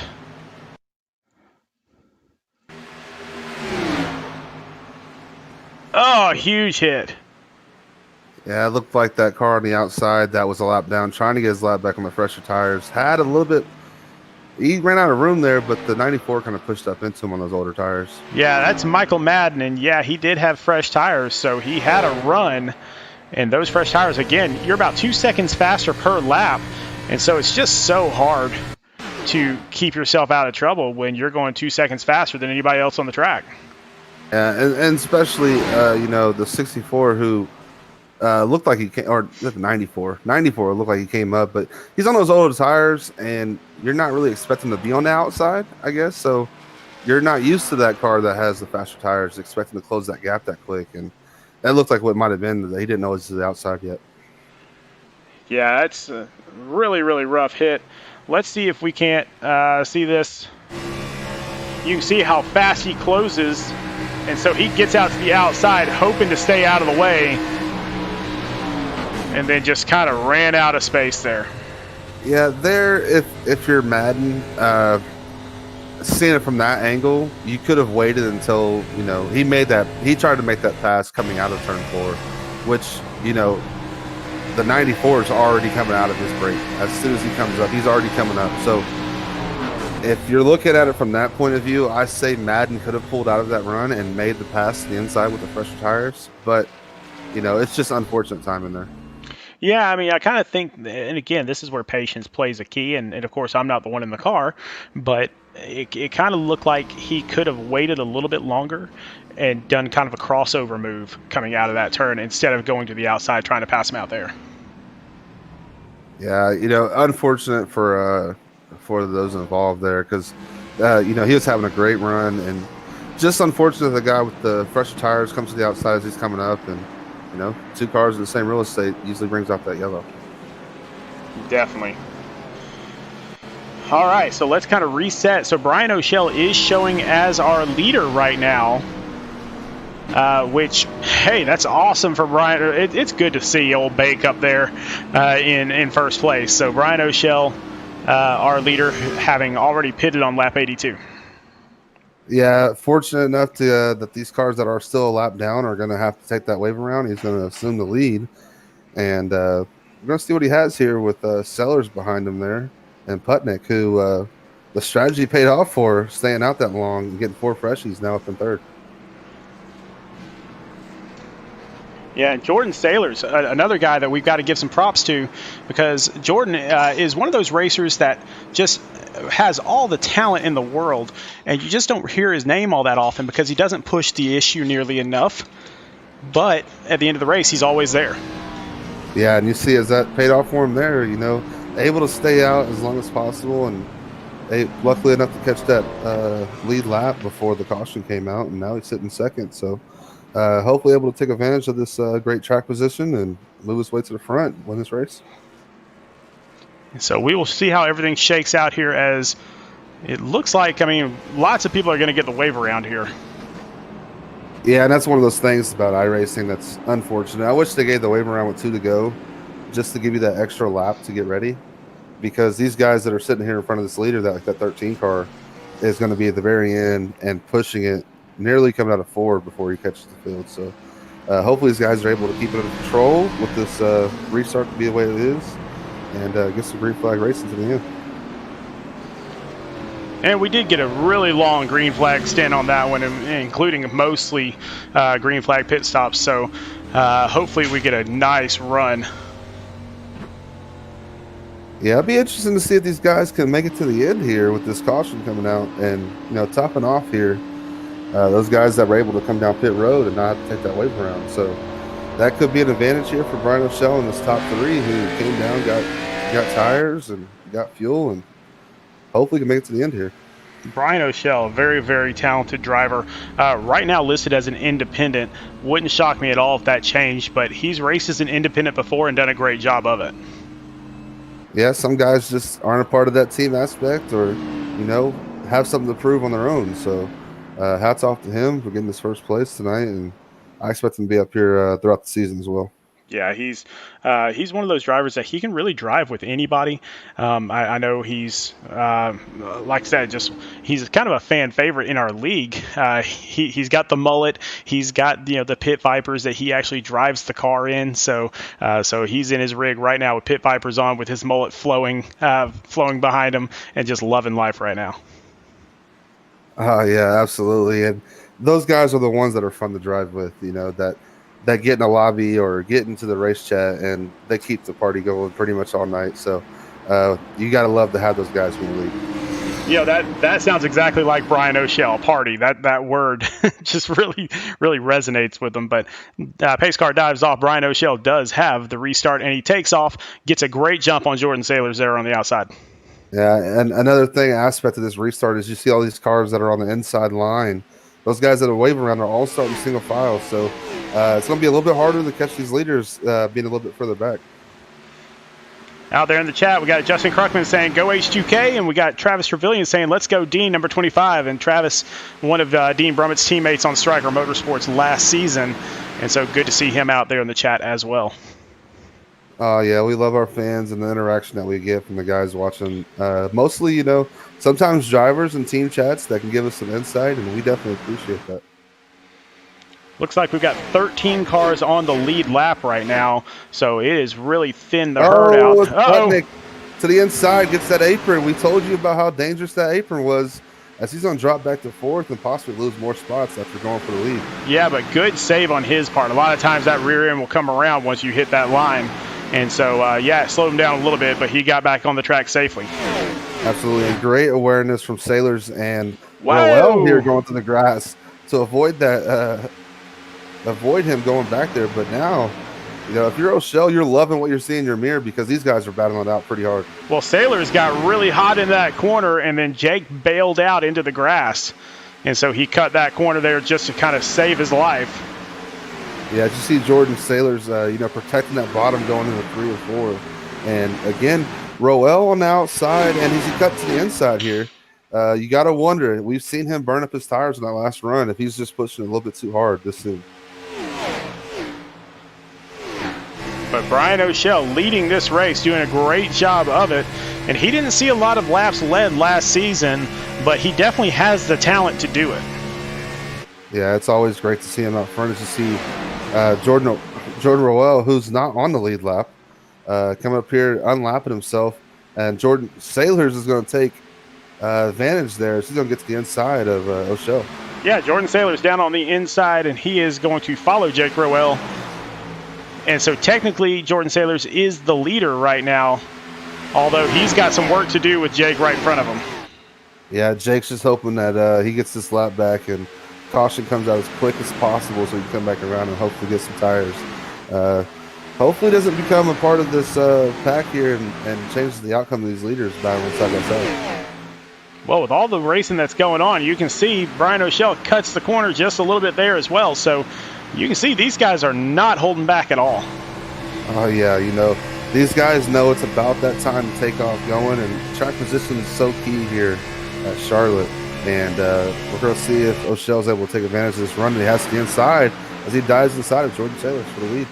Brian O'Shell will take that lead away just on that corner, but it looks like Sailors is going to get a great run on the outside. Oh, yeah, hopefully O'Shell can keep it to the inside here. As you see him try to side draft, he's going to fall back in line here as Jordan Sailor is able to hold it on the outside, surprisingly, to get that good run off the corner. Of course, Jake Roel leading him around, and Jake again on very fresh. Actually, he's not on fresh tires. Sorry about that. He last pitted on lap 74. So Jake holding his own up here. Yeah, he's doing a great job keeping these guys behind him because, you know, he got that lap back and hopefully able to get another lap back if he's more than one down or just down that lead lap because Jordan Sailor's going to look to the inside of Jake Roel here. Yeah, Jake fighting to get back on the lead lap, so he is only one lap down as Jordan Sailor passes him on the inside. So technically he's the lucky dog right now as we speak. Oh, as you see them get a little crazy out of two there. That's been the spot tonight that's been the most difficult for these drivers, and we've seen majority of our incidents come out of that turn too. And what a lot of non-racers know, or don't know, I mean, is when you're coming off that corner, you're coming off of banking onto a flat surface. And so there's, oh no, we got some damage.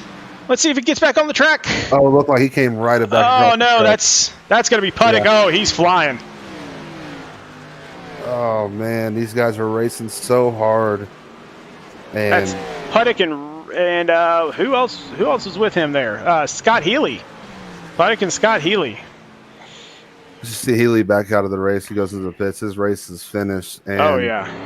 Unfortunate, as we saw that going into the corner, and as soon as he went down to the apron, we lost him there. So it's going to be really cool to see what actually happened there on this replay by next diag. And so you can see we're about to go three wide, I believe. It's just not enough room. Oh, huge hit. Looks like the 86 gets involved as well. That's Tristan Bailey gets some of that. Don't look now, but Jake Roel is somewhere smiling down right now if this caution came out. And I believe he's going to get the lucky dog here and get back on that lead lap. Oh, yeah, he is definitely loving that happened. Unfortunate for everybody else. But let's go back one more time and see what happened. As you said, I just think, you know, he had the run for second place there, third place, or fourth place. Scott Healey there had the run as well. Just unfortunate. It's one of those things that you just can't do here. If you're Scott Healey, probably could have backed out of that and still got the run and made a pass. So it's coming down to this green flag, and that patient goes out the window towards the end of this checkered. Yeah, hindsight's always 20/20, obviously, and so these guys are making thousands of decisions every second, and just one bad decision is all it takes. Oh, absolutely. As you see, Brian O'Shell will inherit the lead here, and wonder the decision not to pit here. Yeah, really interesting decision there. It looks like Kevin Winker is going to be in second. Now that number 7 car, that's Michael Madden, and he's kind of caught in the middle here because if Brian O'Shell doesn't pit, then I don't think Madden can get that lap back. Yeah, Madden's car looking much less like a car compared to the other ones with the front end gone there. Going to be unfortunately probably stuck here behind O'Shell if O'Shell decides not to pit. Yeah, really tough break there.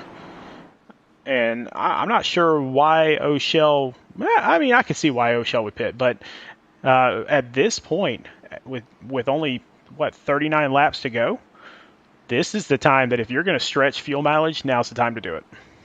Yeah, I definitely would have came in and topped off there, and anytime after that, I'm staying out just to keep the track position with how key it's been tonight. So maybe he's playing the track position game and hoping that he can make it to the end here, or hoping that he catches a few cautions and able to stay out front. And out there in the chat, we got Sean Kosher saying, "Come on, Dow," talking about Danny Dow, who is kind of back a little ways. He's back in 11th position right now. Still in the lead lap, though, and then we got B Squared out there. I'm going to assume that B Squared is Bobby Brill saying Superman has arrived, talking about his buddy, Brian O'Shell, in the 54 car. Well, I'm sure Winker back here is hoping that he has some kryptonite somewhere in that car and can take this lead from O'Shell. But, you know, these guys are tough drivers, and I think O'Shell's going to hold his own up here pretty easily. You know what? Actually, take that back. B Squared is not Bobby Brill. It is Brandon Browning. Brandon Browning is Superman. His nickname is Superman Brand, and so I just figured that out. Sorry about that, Brandon. I called you Bobby Brill, but hey, that's your teammate, man. You should be happy with that. Oh, yeah. And also shout out to Sean Kosher, who's also part of Revved Racing. Great guy, and awesome that he's watching the broadcast and cheering our team on. All right, so it does look like Jake Roel gets that lap back, and so he's going to come around and stay on the lead lap. I think that Danny Dow, he's actually in the pits right now, getting some work done there. I think he's going to try to make it back out on the lead lap also. So as it sits right now, if Danny Dow does come out on the lead lap, then we'll have 11 cars left on the lead lap. Oh, now O'Shell comes down into the pits. Interesting move there. Taking that time to go ahead and top off here. And any other guys that have that same idea are going to have to come down here and top off and still be behind them. So great pit call here. And he's going to come down. And I think he's calculated it to where he can make it the rest of the way. So, did he back out? No, he just blinked. Oh, okay. I don't know. He's blinking pretty hard. That would be very strange. Yeah, that would be very strange. Very stressful is what it would be for me. If I'm sitting in the lead and all of a sudden my internet crashes, hey, everybody get off the Wi-Fi. Right exactly. Now. Stop watching Netflix. Let's get this thing going for about 30 more laps or so. But up front, we got Kevin Winker in the number 42. He will inherit the lead. Jordan Sailors on the outside in the 55. I think you're about to see something out of Jordan Sailors that we haven't seen all last season, and that could be just him front running. Oh, yeah, he's been up here all night, you know, riding around top 5, and hopefully able to take advantage of this track position to keep these guys behind him that are going to be on fresh tires. And I am not seeing O'Shell in the lobby anymore. I could be mistaken, but I think O'Shell may have left the lobby, which is crazy. He had the lead there, so hopefully everything's all right there. But Kevin Winker is going to get the restart. Now, Winker last pitted on lap 73, so this is a major risk for him.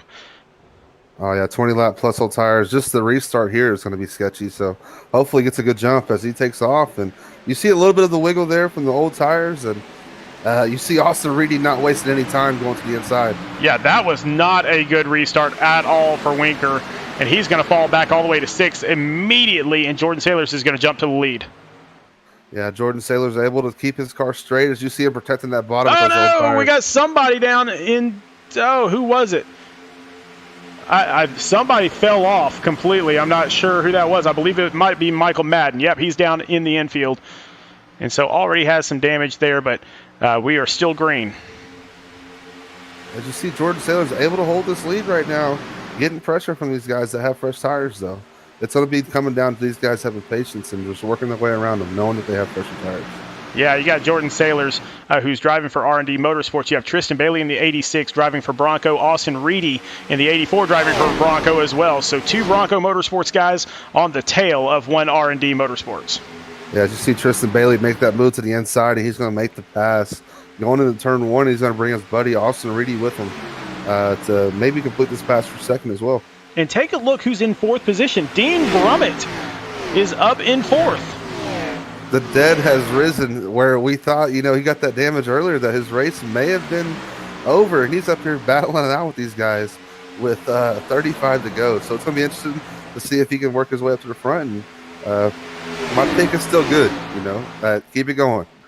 Well, Dean Brummett, they call him the COVID Crusader. He actually had COVID. He was in the hospital, and it was the playoffs. And so he said, bring me my wheel to the hospital. He raced on hospital Wi-Fi and made it into the next round of the playoffs. Oh, man, that's the one for the ages here. I told my wife that the other day, and she just looked at me like I was crazy. I said, hey, it was that serious. And you see how much he takes it serious. He's sitting here in fourth, even after getting caught up in that incident earlier. Man, just all sorts of fun now. We got 6 cars lined up. All of them want this win really badly. We still have 32 laps to figure it all out, but that should be a full fuel stint. I don't think any of these guys will pit the rest of the way. Don't look back there in 5th, but our buddy Jake Roel has worked his way back up, and you see him stalking these 3 cars in front of him, hoping to get up to that leader, Austin Reedy, who's pulling away now from this group. Yeah, you got a couple of Bronco Motorsports, and you have Jordan Sailors from R&D, and then you have a couple of I almost said Striker Motorsports. It's actually Roel Smith Racing, so they were Striker Motorsports last season. Oh, yeah, these guys are all bunched together, all wanting that same thing, so hopefully patience pays off, because we do still have plenty of laps in this race that, you burn these tires up and you won't be there at the end. So I expect Dean Brummett to, as he's slowly working his way up to 3rd here, just methodically work his way up and try to chase down Austin Reedy. Yep, he takes that 3rd position. Jake Roel follows him and takes the 4th position away from Jordan Sailor. So Jordan Sailor's falling back a little bit right now. Yeah, on those older tires, but hey, again, as Dean Brummett proved earlier, you can hold your own up here, and he's holding his own up here in 5th. And again, if he gets a caution here towards the end, he's going to be sitting pretty for this last run here, unless they stay green. So actually, all these cars all pitted on lap 95 or 96, and so Jake Roel actually pitted on lap 96. So his tires are 1 lap fresher, and that's about it. But besides that, all these cars all have equal tires. Yeah, that 1 lap is going to come into play when it comes to fuel. As we saw, Austin Reedy come down and top off, and Jake Roel may be on that same strategy where he's trying to stretch this to the end, and he could know that he's safe, where these other guys may have to save. Yeah, Austin Reedy definitely way up here. He is not holding anything back right now. Tristan Bailey, his teammate, kind of, I don't think he's blocking on purpose here, but kind of playing that blocker role. Oh, yeah. If you're in this situation, your teammate's out in front, you're not holding that guy up, but you're also not going to let him pass. So if you're able to keep your guy out front and, as you see him getting the wall there, Tristan he goes Bailey. to the inside. Hard hit on the inside. He's going to try to keep it to the inside so the caution doesn't come out, because his teammate Austin does not want that caution to come out, and so he keeps it down to the inside, but he will likely be out of this race at that point. Tough break there, and if you're Austin Reedy, that's the last thing you want to see. We were just talking about how, he's in between him and Brummett, who has been strong all night, and now Brummett has his sights set on Austin Reedy, and he's going to lock in and try to get to that bumper and make the pass. Yeah, Austin Reedy, Dean Brummett, Jake Roel have basically broken away from everyone else. And so Jordan Sailors is already back about a second overall to the leader. So a little ways back, but you got Austin Reedy trying to hold off a couple of guys from Roel Smith Racing. And remember, these guys want this win so bad just to kind of stake their claim. And if you're Dean Brummett, you win back-to-back weeks, you're saying something in this league. And I think that everybody else is going to take notice of that. So if you're Dean Brummett, you're playing with house money. You already got a win. You've already proved yourself, and just another win will just be icing on the cake. I remember Dean Brummett was talking to me. This was probably about 4 or 5 weeks ago, where he said, "Man, I'm not sure I want to drive in the Cup. I'm not sure that I can compete as well in the Cup." And now here he is racing for his 2nd win in 2 weeks. I think he can compete. Yeah, he brought that up last week as well. It's weird because some people don't drive these cars all the time. He mentioned that, how he was comfortable with that Xfinity car, and props to him for stepping out and taking a chance, and it's paying off here in these last 2 weeks.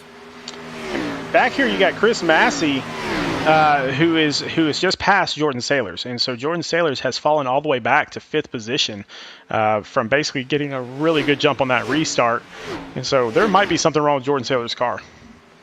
Yeah, and you also can't count out Chris Massey, as great of a driver as he is.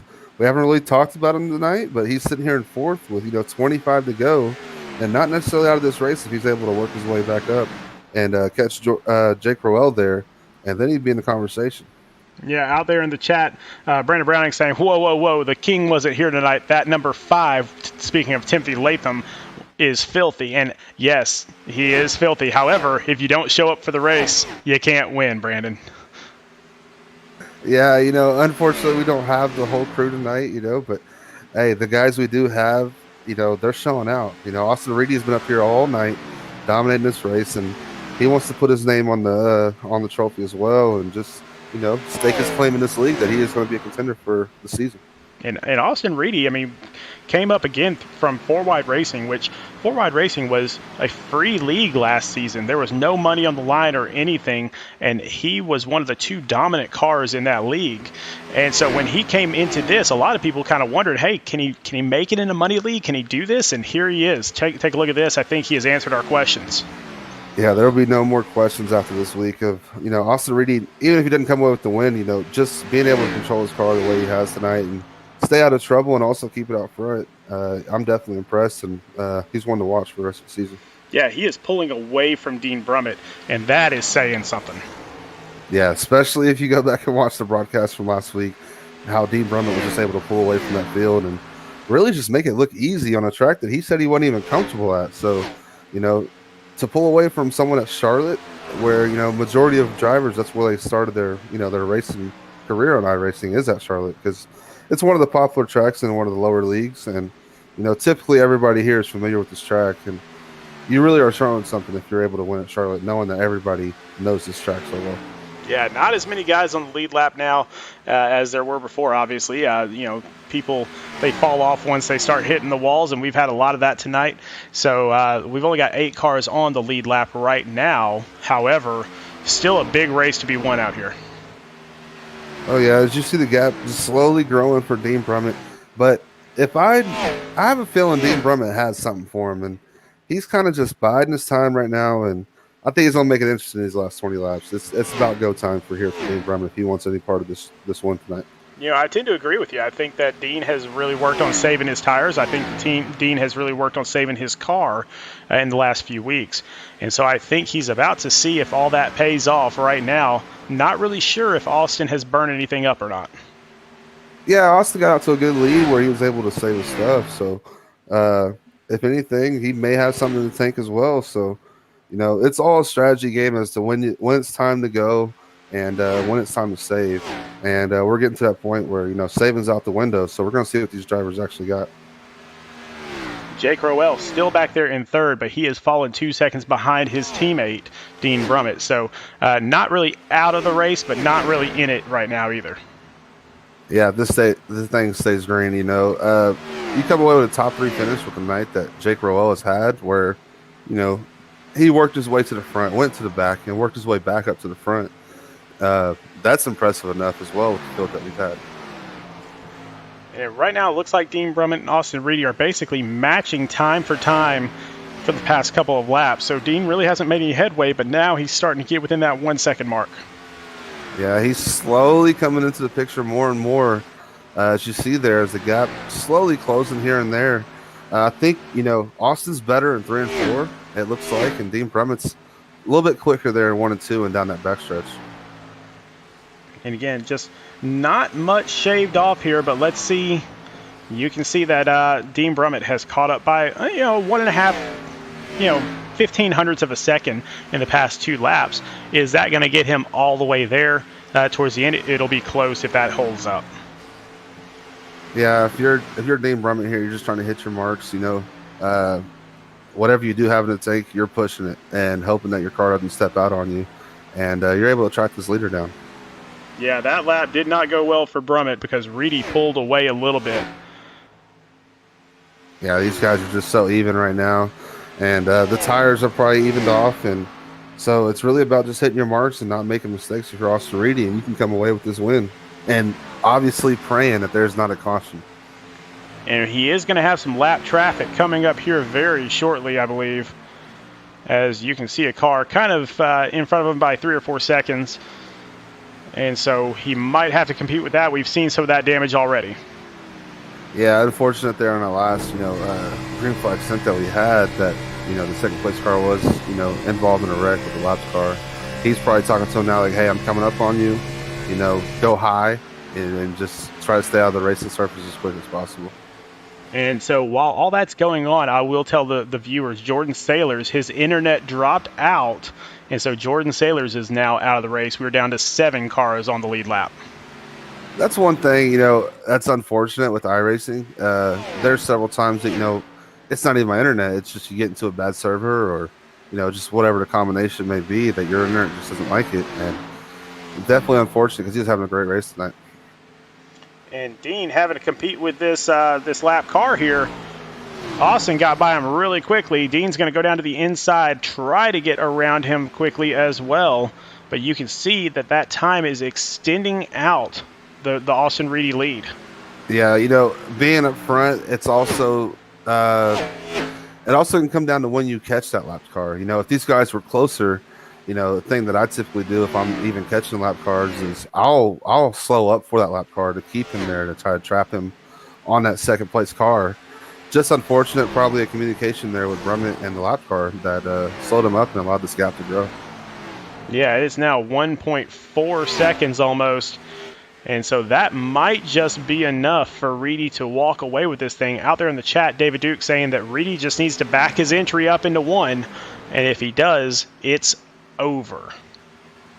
Yeah, and Austin Reedy here has a second and 4/10, almost a second and a half gap, and he's on cruise control from here. It's about hitting your points, not overdriving the car, as he said in the chat, and just bring her home in one piece because you can easily step out on you if you just overdrive one corner. And someone else in the chat, MDR Series, dropping a little bit of a cuss word. I'm assuming that's one of our drivers that either dropped out or got wrecked out. Let us know who you are, so that way we can kind of say your name out there. So anytime you're in the chat, definitely let us know who you are. We love interacting with you guys. Yeah, again, unfortunate situation there with the guys that lagged out, and Austin Reedy's here is just praying for a green flag run and no cautions. The field's pretty spread out, not really close battles going on, so I could definitely see this thing going green and Austin Reedy wrapped it up. You can see Austin just getting off the pedal a little bit and just coasting it through. I mean, he's got his foot on the gas still. I mean, he's not holding back on the fuel at all. Yeah, definitely with a car like Dean Brummett behind you, you definitely can't relax. But you're definitely taking a little bit more cautious, but trying to get everything you can out of it without pushing it over that edge. And I'll tell you that really there's not a close battle for position out there on the track right now. Everybody's starting to spread out. So Dean Brummett definitely needs a caution, but there's nobody close enough to give him one. Yeah, Austin Reedy, he's been in control of this race, majority of the night. And even if I think that, they got a caution that Dean Brummett wants, I'm not so sure Austin Reedy let him have it. He's been good on restarts, able to jump out front, and with this many laps left, it'd be really difficult to see Austin Reedy jump out the way he has and somebody catch him and pass him. And so this number 42, this is Kevin Winker, and he just pitted not too long ago, so he's expected to pass Austin Reedy here. Austin not pitting in a long time. So if that car passes Austin Reedy, that is not for position. Austin's just kind of on cruise control right now. Yeah, and again, it comes back to, when you're passing lap cars, the same goes for cars that are, on fresher tires like that. You're talking to them in the chat, hey, catch me here on the backstretch, pass me on the backstretch. Because, if for whatever reason you go in that corner and someone overdrives it or underdrives it, there's a chance of a wreck. So you're communicating with that car that's on fresh tires like, hey, pass me on the straightaway where neither one of us can get into each other. So, as you see, Austin Reedy pushed it a little bit too much there and get into that wall. And we'll see if that allows Dean to catch up at all, but he was already 2.5 seconds back. So and it doesn't look like it hurt it too badly, maybe by 1/10 of a second. I can guarantee you that right there scared the crap out of Austin Reedy, and he's probably going to back this out the rest of the way because another hit like that could definitely be detrimental to your win. Well, we're going to keep an eye on Dean Brummett here because he is starting to tick away some of this stuff a little bit. So if Dean can just stay smooth, I mean, it's only 6 laps away. I'm not sure it's going to be enough. But take a look at the lap time difference here. Dean just caught up by 2/10, almost 3/10 of a second. Let's see if he can do the same thing here. Yeah, the key is, just keeping calm. You see that car in front of you get into the wall, and you have a chance. And it's just, you're here in second. If you come away in second, it's a great night. So at the same talk, not overdriving this car, trying to run down that leader and possibly putting yourself in the wall yourself and dropping you back. Well, with 5 laps to go, just a 1/10 of a second better than the leader is not going to cut it here. He is Dean Brummett is still 2 seconds down from Austin Reedy. And barring any other incident for Austin Reedy getting into that wall or just the caution coming out, I think he's going to be our winner here, man. He's ran a great race tonight and really put Bronco Motorsports on the map of a team that is going to be one to reckon with. Yeah, Bronco Motorsports last season started off as Wild Bill Motorsports, had a really bad start to the season, and so they rebranded. Chris Massey took over the team. They rebranded to Bronco Motorsports. They got a new logo, a new attitude, new paint scheme, and all of a sudden they came alive, and here is just that continuing. Yeah, and if you're Bronco Motorsports, you got to be happy to see your driver out there and knowing that your guys can compete out there. And it just reassures you that you're going to have a great season.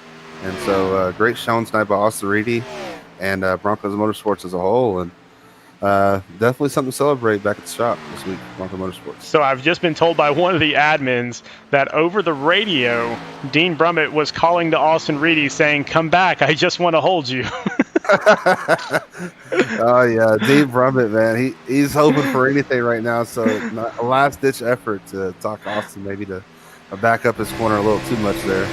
Oh, we got a little bit of racing here for 3rd and 4th position. I'll tell you that. With only 2 laps to go, Chris Massey moving into 3rd, passing Jake Rowell. Yeah, I told you Chris Massey, I thought he'd make this pass a little bit sooner, but able to run him down with 2 to go and hopefully able to pull away from Jake Rowell here, who's had a great race.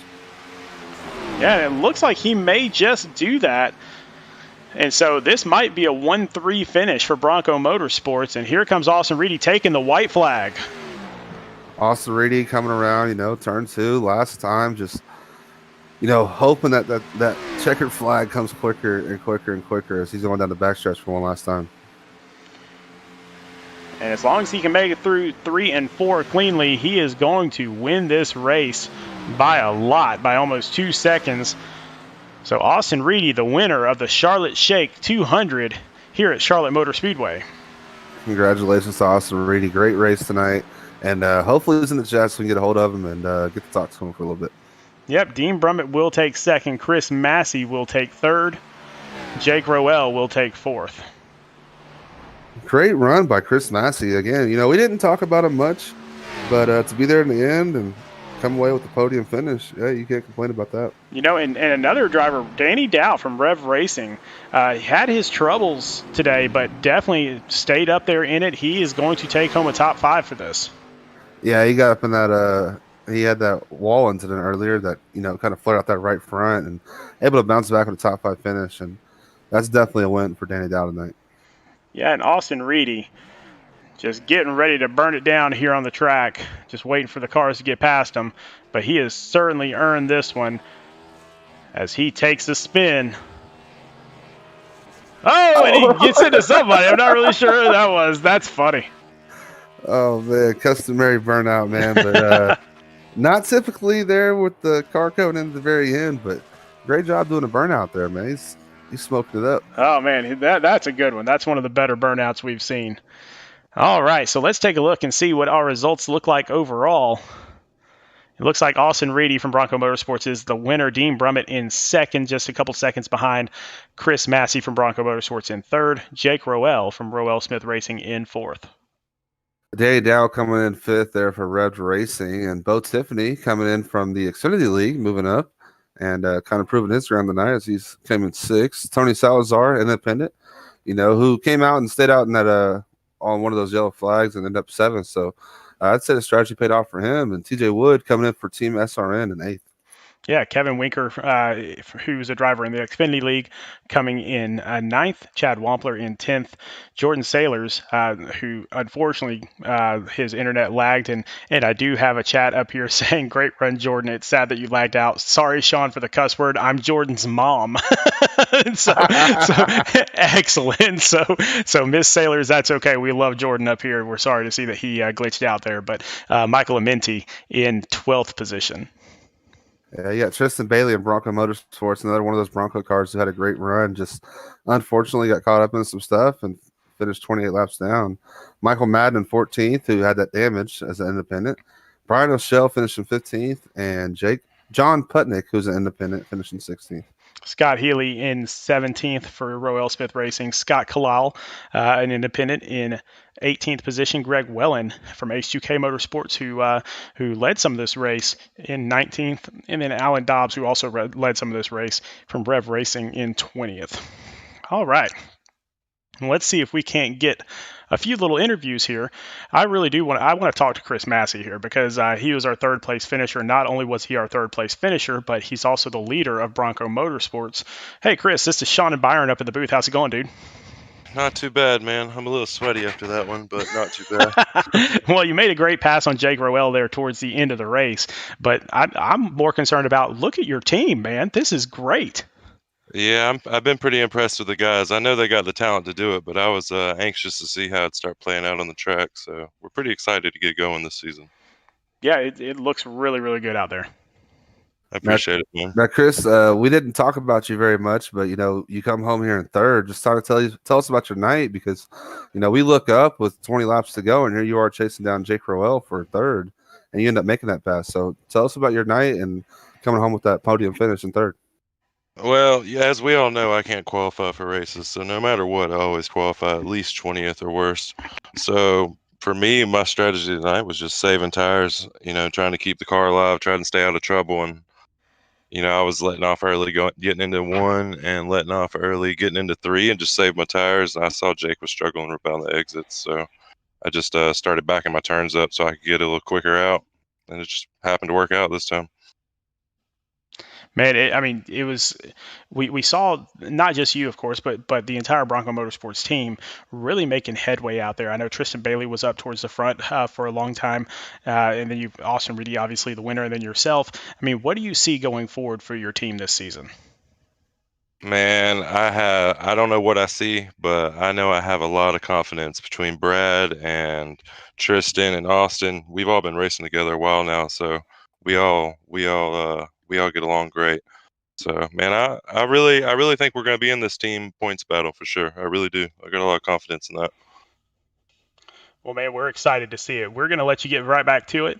We're going to get on with a couple other interviews, but man, I cannot wait to see you next week for this big race where a 5-race sponsorship is up for grabs. Yeah, that's going to be a lot of fun. I appreciate y'all talking to me. All right, buddy. Take care. You too, buddy. All right, let's see if we can't get Dean Brummett in here, Captain COVID himself. And so let's pull him up. Dean Brummett, Sean and Byron up in the booth. How's it going, man? Well, good, buddy. Man, that was something, wasn't it? That was a little something. I know you had some jokes over the radio there towards the end, asking Austin to come back to you towards the end. But, we were talking on the broadcast about how you almost felt uncomfortable in the Cup Series coming into the season, and now you've got a win and a second-place finish in back-to-back weeks. What do you say about that? It's kind of crazy. I mean, I fell in love with the Xfinity cars last year, getting to run them, and this year just decided to do a little bit of practice and just to get ready.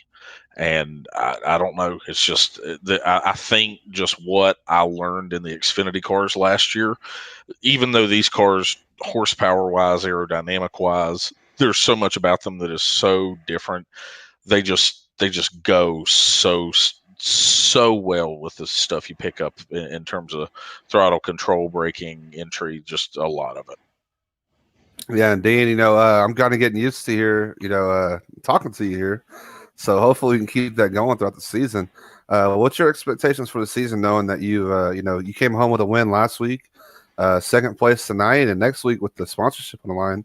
I fully expect you to be up there in the front of Daytona, battling for that sponsorship. Yeah, that's the joy of it. When I go through and I look at this entire Big 20 race schedule, the playoffs, everything of the sorts. I mean, these are all tracks I'm pretty well comfortable at. I mean, there might be one or two along the lines that I'm less than okay with, but with some practice, we can definitely get into it. I mean, I just kind of look throughout the season and I pinpoint a few certain tracks. I mean, Bristol being one of them, Chicagoland, Darlington. I mean, tracks that I love very, very much. And I fully expect with everything in it to compete for a championship. Not going to say that I'm going to win it. Would never make a promise like that. But I fully expect to compete to be in the finals just like I did last year with the Xfinity cars. Speaking of competing, there is a team championship aspect to this also, and you got Bronco that finished 1-3. You got Revved Smith Racing that finished 2-4. You have one guy from each of those teams that did really, really well towards the start of the race and then got tangled up a little bit. Is this the start of some sort of a little rivalry?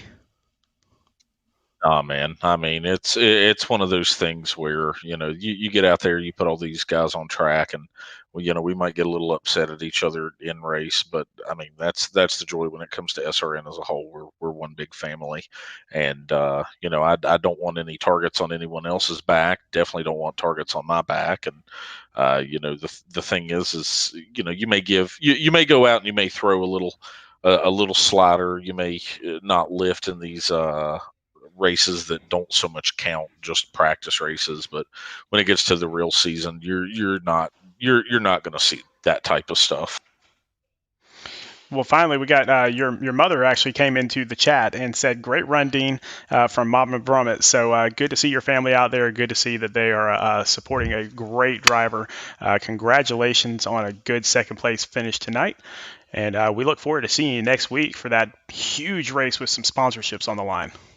Oh yeah, absolutely. Definitely look forward to it. And like I said, we'll see how Talladega treats us, or I'm sorry, Daytona. We'll see how it treats us, and we'll come back. We'll re-rack and try and see what strategy holds us for us next week. All right, man. Well, we'll let you go for tonight, but we will see you next week at Daytona.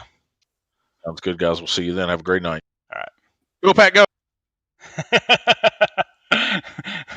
And for that, I'm going to kick him out of the booth. Anyway, so he's a Packers fan. I'm a Titans fan, and I deserved every bit of that because the Packers just destroyed the Titans. So let's pull Austin Reedy up here, and I haven't talked to Austin here in a while, ever since Four Wide Racing, really. So Austin, this is Sean and Byron up in the booth. Man, it's good to talk to you again.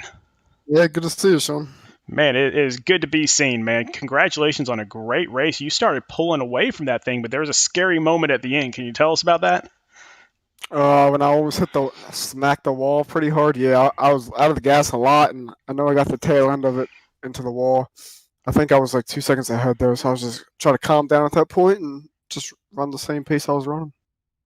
Yeah, you had a great race, ran out front majority of the night, man. Just talk about the importance of that last restart where you were able to jump out in front and just kind of pull away and run your own race and not really ever get challenged once you were able to kind of pull away from Dean there. Yeah, that restart was tough because I knew there was two guys in front of us that were on older tires, and I know the leader kind of jumped it a little bit. I tried to follow him, and he just didn't get going, and I don't know if I moved him up top, but I got to the bottom of him, and then somebody was on my outside, and I think I fouled in at second or first, and I just drove my race from there and tried to pull away. That was definitely move of the race. We're sitting here calling down the leader going to green, and I see you jump to the inside. So this could be risky, but it turned out to be the move that actually ended up winning you this race, man. And great move, great driving tonight, man. Appreciate you running tonight. Yeah, I'm just glad to be here, guys. Thanks to Chris Massey for getting me in here.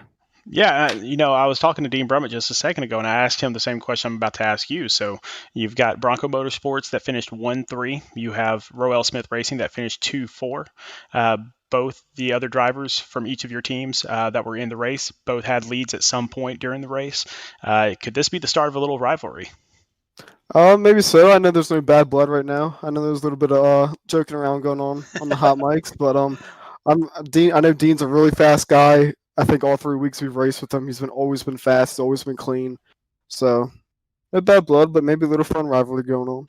Exactly. No bad blood here at Speed Racing Network at all. So, well, buddy, congratulations on a fantastic race tonight. Look forward to seeing you next week at Daytona, where there's a sponsorship on the line, and so you could be the winner of that. Yeah, maybe don't speak too soon though. I don't usually do too well there. Well, buddy, have a fantastic evening, and we will see you next week. All right, thank you, Sean. Thank you, Byron. All right. So, Byron, here's what I learned here tonight. There are some fast guys in this league. Oh yeah, there's no off weeks this league, man. I've learned that, and just in the 3 or 4 races that I've watched, that every week, you got to bring it, and even when you do bring it, sometimes it's the luck just doesn't fall your way. That's right. Now, remember, next week, this is the next Cup Series race. We have the Sparkle and Shine Clash at the Beach 250, and the winner of that race will get a 5-race Cup Series sponsorship from Sparkle and Shine or Next Diag. And so there's a lot of money on the line there, a lot of pride and notoriety on the line there as well. So what do you expect to see at Daytona? Daytona is one of the tracks that I just love. Daytona and Talladega, I love plate racing. It all comes down to strategy.